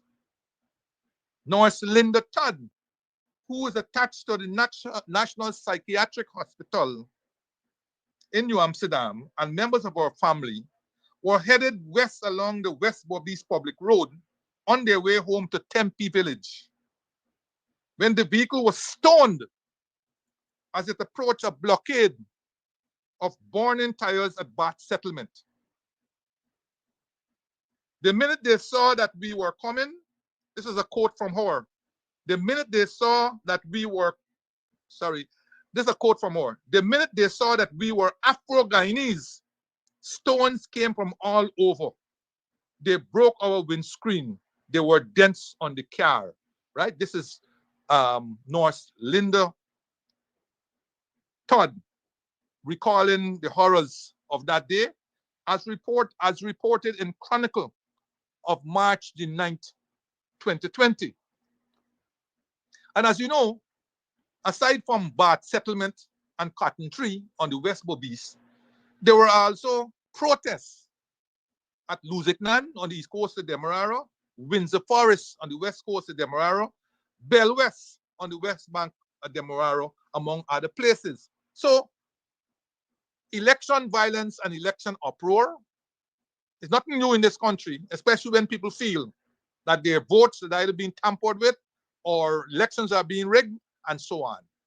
All Arbery Norton has warned is that if there any attempt by the government to rig the elections, all hell will break loose. When the hell broke loose in 2020, the Granger government never sicked the army nor the police on them. On hindsight, and with benefit of commission of inquiry, it might have been felt that the government might have been derelict in its responsibility for law and good order. Might have been derelict. Might have been too soft in terms of what took place and so on. And that might have egged on the crowd in a way. If you're not going to forcefully put an end to rioting and so on, then the riots will grow, the fires will grow and so on. Right? So I don't know, maybe Kemraju was the minister at the time, maybe he could indicate what might have informed the approach that was taken at that time. But I don't know. I don't know.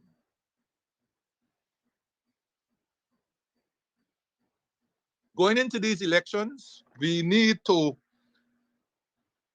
reinforce and reemphasize the necessity of voting. I went through this.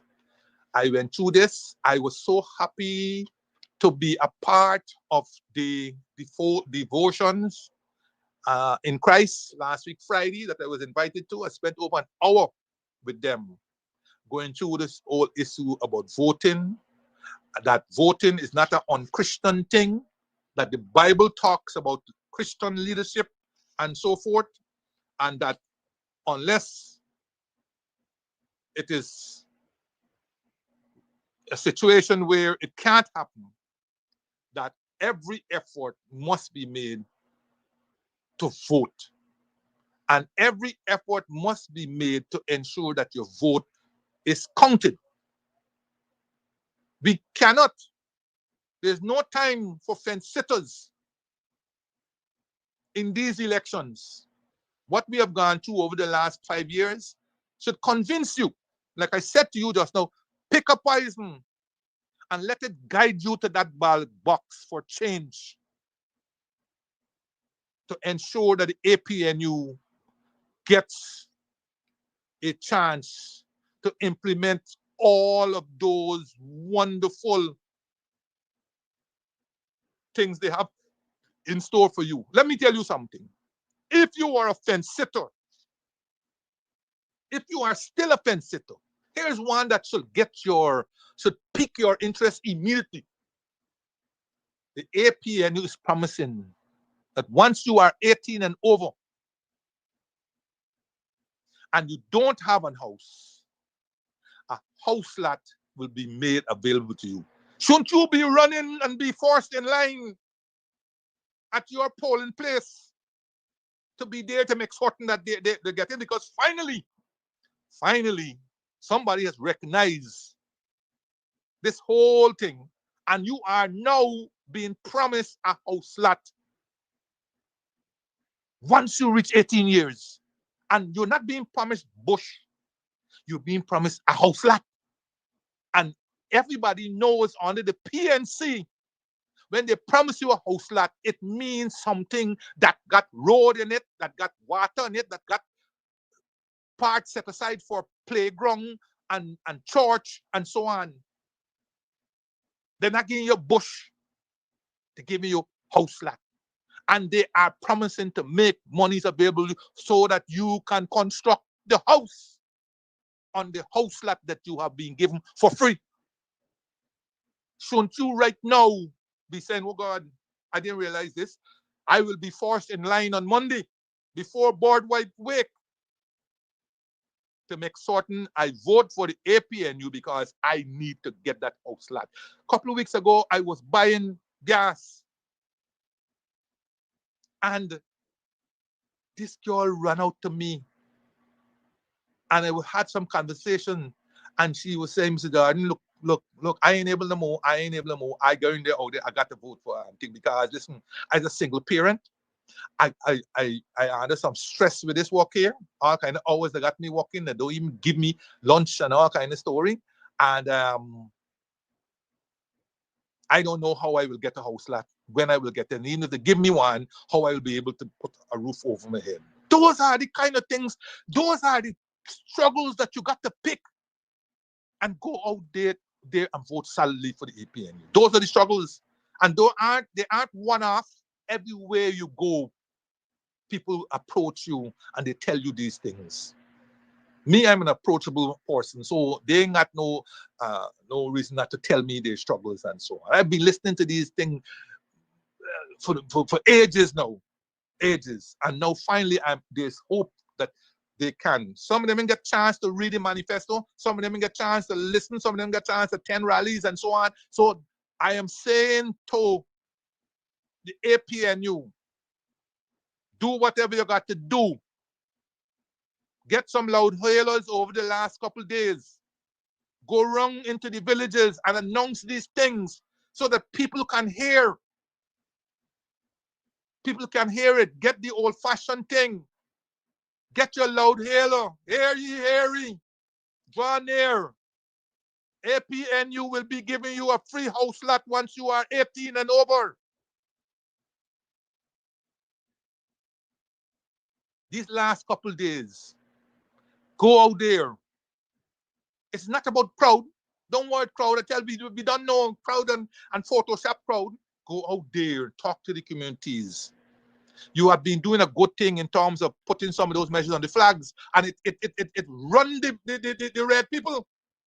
I passed in this morning with a little walk. I see them nail up thing on thing, some ugly looking pieces of thing saying what they can do and all kind of story. People ain't watching them thing though, but they will see it on the flag. But they didn't want the flag is the German flag, and they put the right thing and can see properly. But let your message go there. You have wonderful policies that you have in place. People don't read a lot and so on, but do the old-fashioned thing. Get 2,000 of your people. Go to the different villages. Let them get their thing in the afternoon when people are home. Let the thing. Draw near. Tell them what it is. Tell them what it is. It didn't make no sense criticizing Win and the Win president for the showing or the supposed showing. You have to ask yourself, why is that happening? Why that happening is principally the government in power who have left a lot of people behind while they enrich their families and favorites. So those people are reacting. That's the kind of reaction you get when you don't put people at the center of development. So it is not about Win and the Win president. He is reaping. He has done nothing much, but he's reaping that disaffection. That's what happens. In 1992, when the base of the PNC was disaffected with Hike for losing the election and all the kinds of story, plus the ERP that where they were the suffering masses, they showed the disaffection and they gave GGG 12 seats in the local government elections of 1994. They do that. They do that. Right? They show the disaffection. So Win, without doing much, is reaping the whirlwind of the disaffection from the PPP. And as I said, it did not help that the PNC was imploding. It did not help. So all of that disaffection right? When people felt that the PNC was imploding and would not exist, they then ran for shelter. Many of them will not run to the PPP, so they run to win. So you have that. You have to claw back. You ain't gonna be able to claw back all, but you have to claw back to these sensible policies that you are going to be implementing from day one, not day 10. They are telling you that they are going to move old age pension from 41,000 to 60,000, and that 60,000 is by year 5. That's 2030. Old age pensioners, the APN is promising to move your thing not next year, but yet immediately in September. So you may get October, 100,000. Not at the end of 2030. These are some of this stuff. And while y'all at it, try and talk about the NIS. NIS pensioners, I suffering. I pay so much to get so little. And if I'm suffering, what about others who are getting even less than me? I haven't heard anybody talking about reforming NIS and boosting their capital base so that they can start paying proper benefits, especially old age pensions, NIS pensions, right? So don't just criticize Win and the Win presidency. Accept what happened and try to work on it. Accept what happened and try to work on it. Voting is from 6 a.m. to 6 p.m. After which you're gonna have the count and so on. So, my people, make certain you know where you are voting. Make certain you know where you are voting, and ask people, even if you turn up, ask people in the line if they have a phone, if they can check to see whether they are at the right place and so on. Don't line up long, and then when you turn up, they say, no, that's not the place. You got to go down the road and so on. And then you can get frustrated and don't turn up to vote, right? Ask people in line if you reach the polling station and they find out that, no, you're not voting there and so on. But be careful who you ask, because some of them might purposely mislead you. So be careful who you ask, all right? At 6 a.m. or before, ring your bell. Ring the bells, on Fridays at 10 o'clock, I think it was, when I used to live in Kitty. The fire station will send out the alarm. You hear the alarm going out, and you look at your watch, it's 10 o'clock. Kitty Market also had, I think, some bell or something or a clock that used to ting and so on.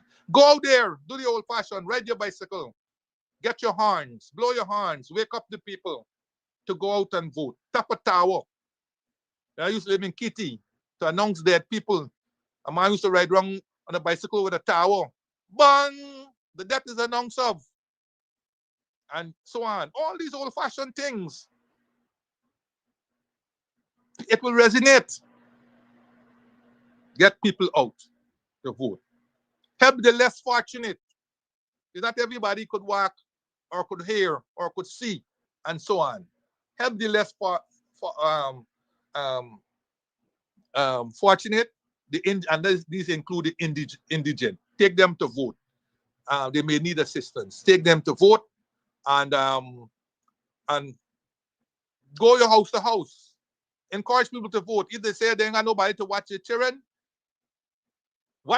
put somebody to watch their children for the half an hour or the hour while they go and vote and come back and bring them back. Right? Assist them with something to eat. Many of them might be too hungry, or the children might be too hungry. Assist them with something to eat. Right? A coffee, some biscuits, some bread and so on. A number of shops probably will not open for various reasons, but I'm sure those Chinese shops will open. Get some stuff and thing. Encourage, push the vote out. We have to have maximum vote. If the vote reaches anywhere in excess of 75%, we got it. We got it, especially in Georgetown. If there's a high turnout in Georgetown, we'll win these elections.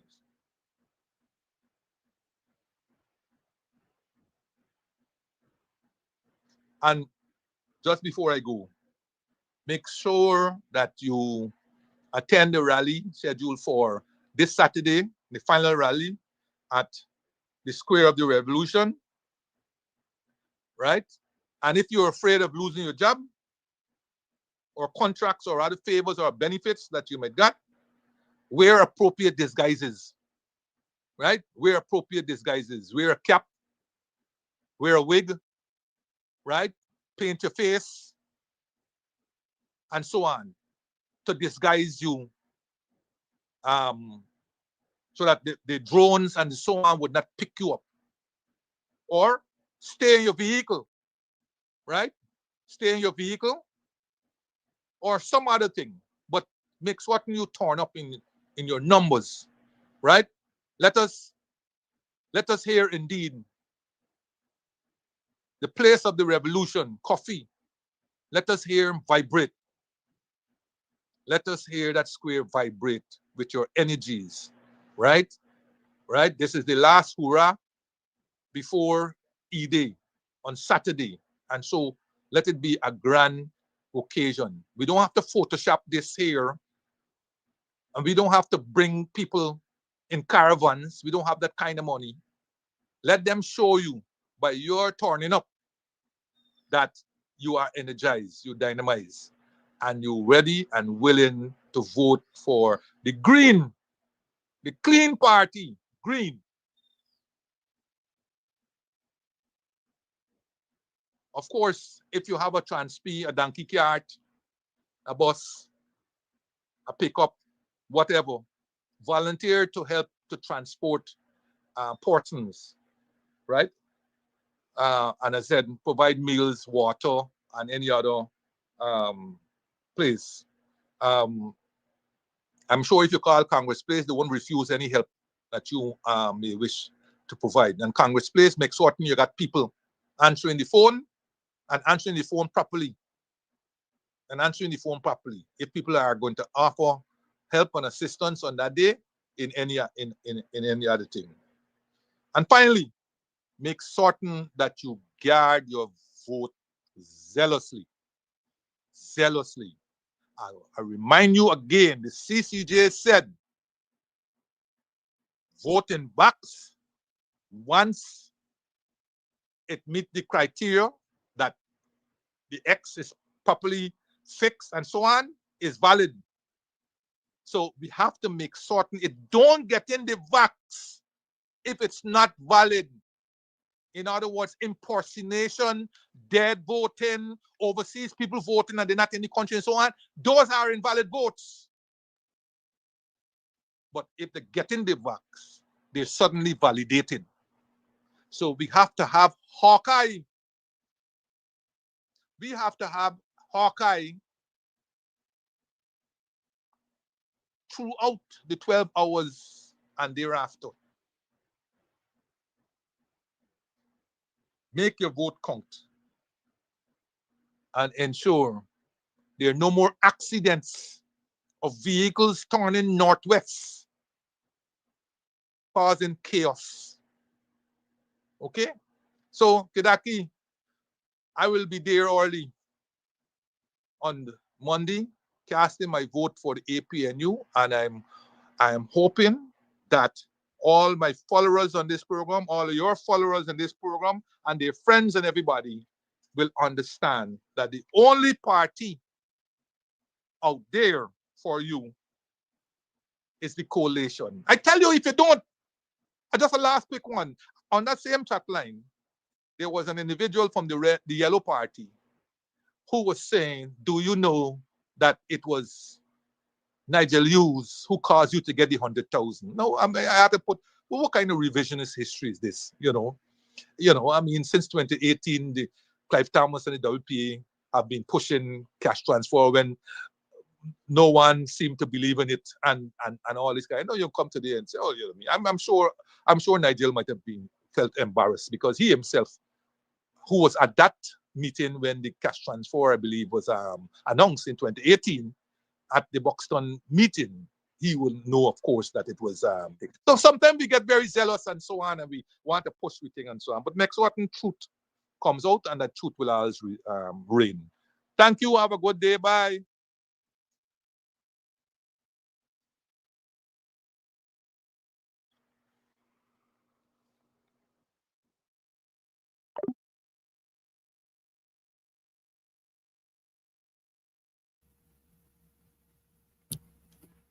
All right, folks, it's 10 minutes, it's 6 minutes past the 10 o'clock hour. It's the 28th day of August in the year 2025. You're still tuned to the Guyanese Morning Time. I'm still your host. You've heard Minister Winston Jordan, the former finance minister, doing his thing. And well, I can tell you, if you are not encouraged to do the right thing, and that is to go to vote APNU, I don't know what else people got to do. As a teacher, I used to say to students, I can't bust your head and put knowledge inside. I can only afford do my best to educate you. I think you're being educated. This has been a 5-year journey, quite frankly. Maybe I think 4+ years journey for me. I've been every day on this program pushing the importance of coalition. I've been trying to show you the pros and cons. I've been trying to show you why the PPP is bad for this country. Why coalition is the only thing that will succeed in removing the PPP from government. And so here we are. We are just about 96 hours or about 72, 96 hours to the next election. The ball is in your court. We got one more day technically to talk, and that is on Friday. Yes, tomorrow is Free Talk Friday. We'll be talking on Free Talk Friday. And then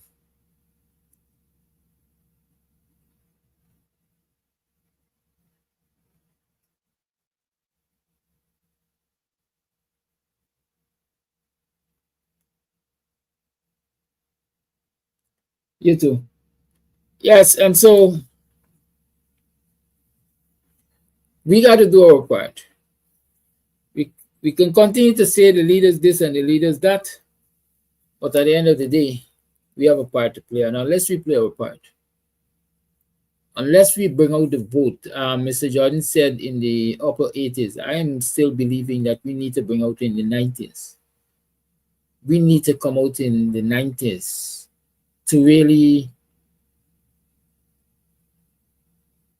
what was the word? Neutralize any efforts of the PPP to rig these elections. We know there are all kinds of shenanigans by the PPP.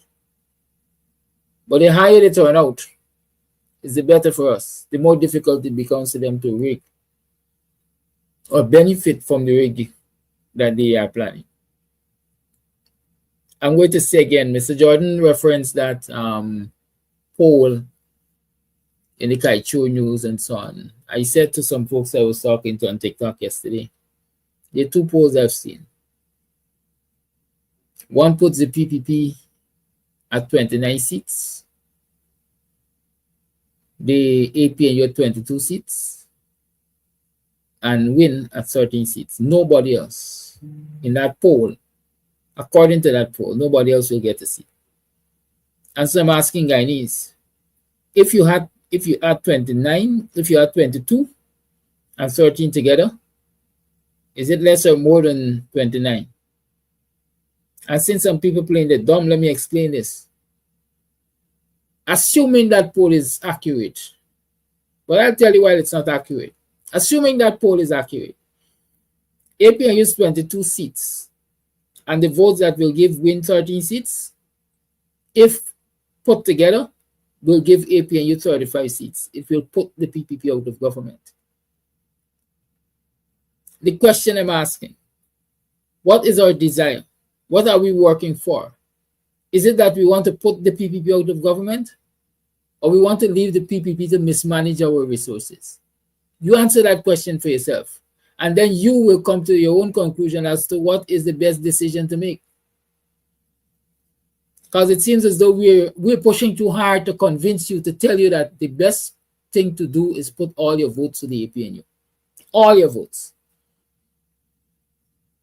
That's a stark example there. If everybody who thinking about voting for win to give them 13 seats and not win the government, put your votes behind the APNU, assuming the poll is correct, we will win the government with 35 seats. We can deliver on the commitments in the manifesto. There's another poll which says PPP gets 26 seats and APNU gets 25 seats. That is a 1-seat difference. Again, I'm asking you the question. If you were, I think in that poll, Win gets 10 seats, AFC gets 2 seats, and Forward Guyana gets 2 seats. If you were to put your votes, even the votes that gives AFC 2 seats and Forward Guyana 2 seats with the APNU, then the APNU will get 29 seats. Will that put the PPP out of power? Yes, it will put the PPP out of power. So you got to ask yourself the question, is it that you want the PPP out of power, or you want the PPP to remain there and mismanage your resources? Simply because you don't like a man's physical features. Yeah, Mr. Jordan, people talking about where Arby look like he come from. Such piffle.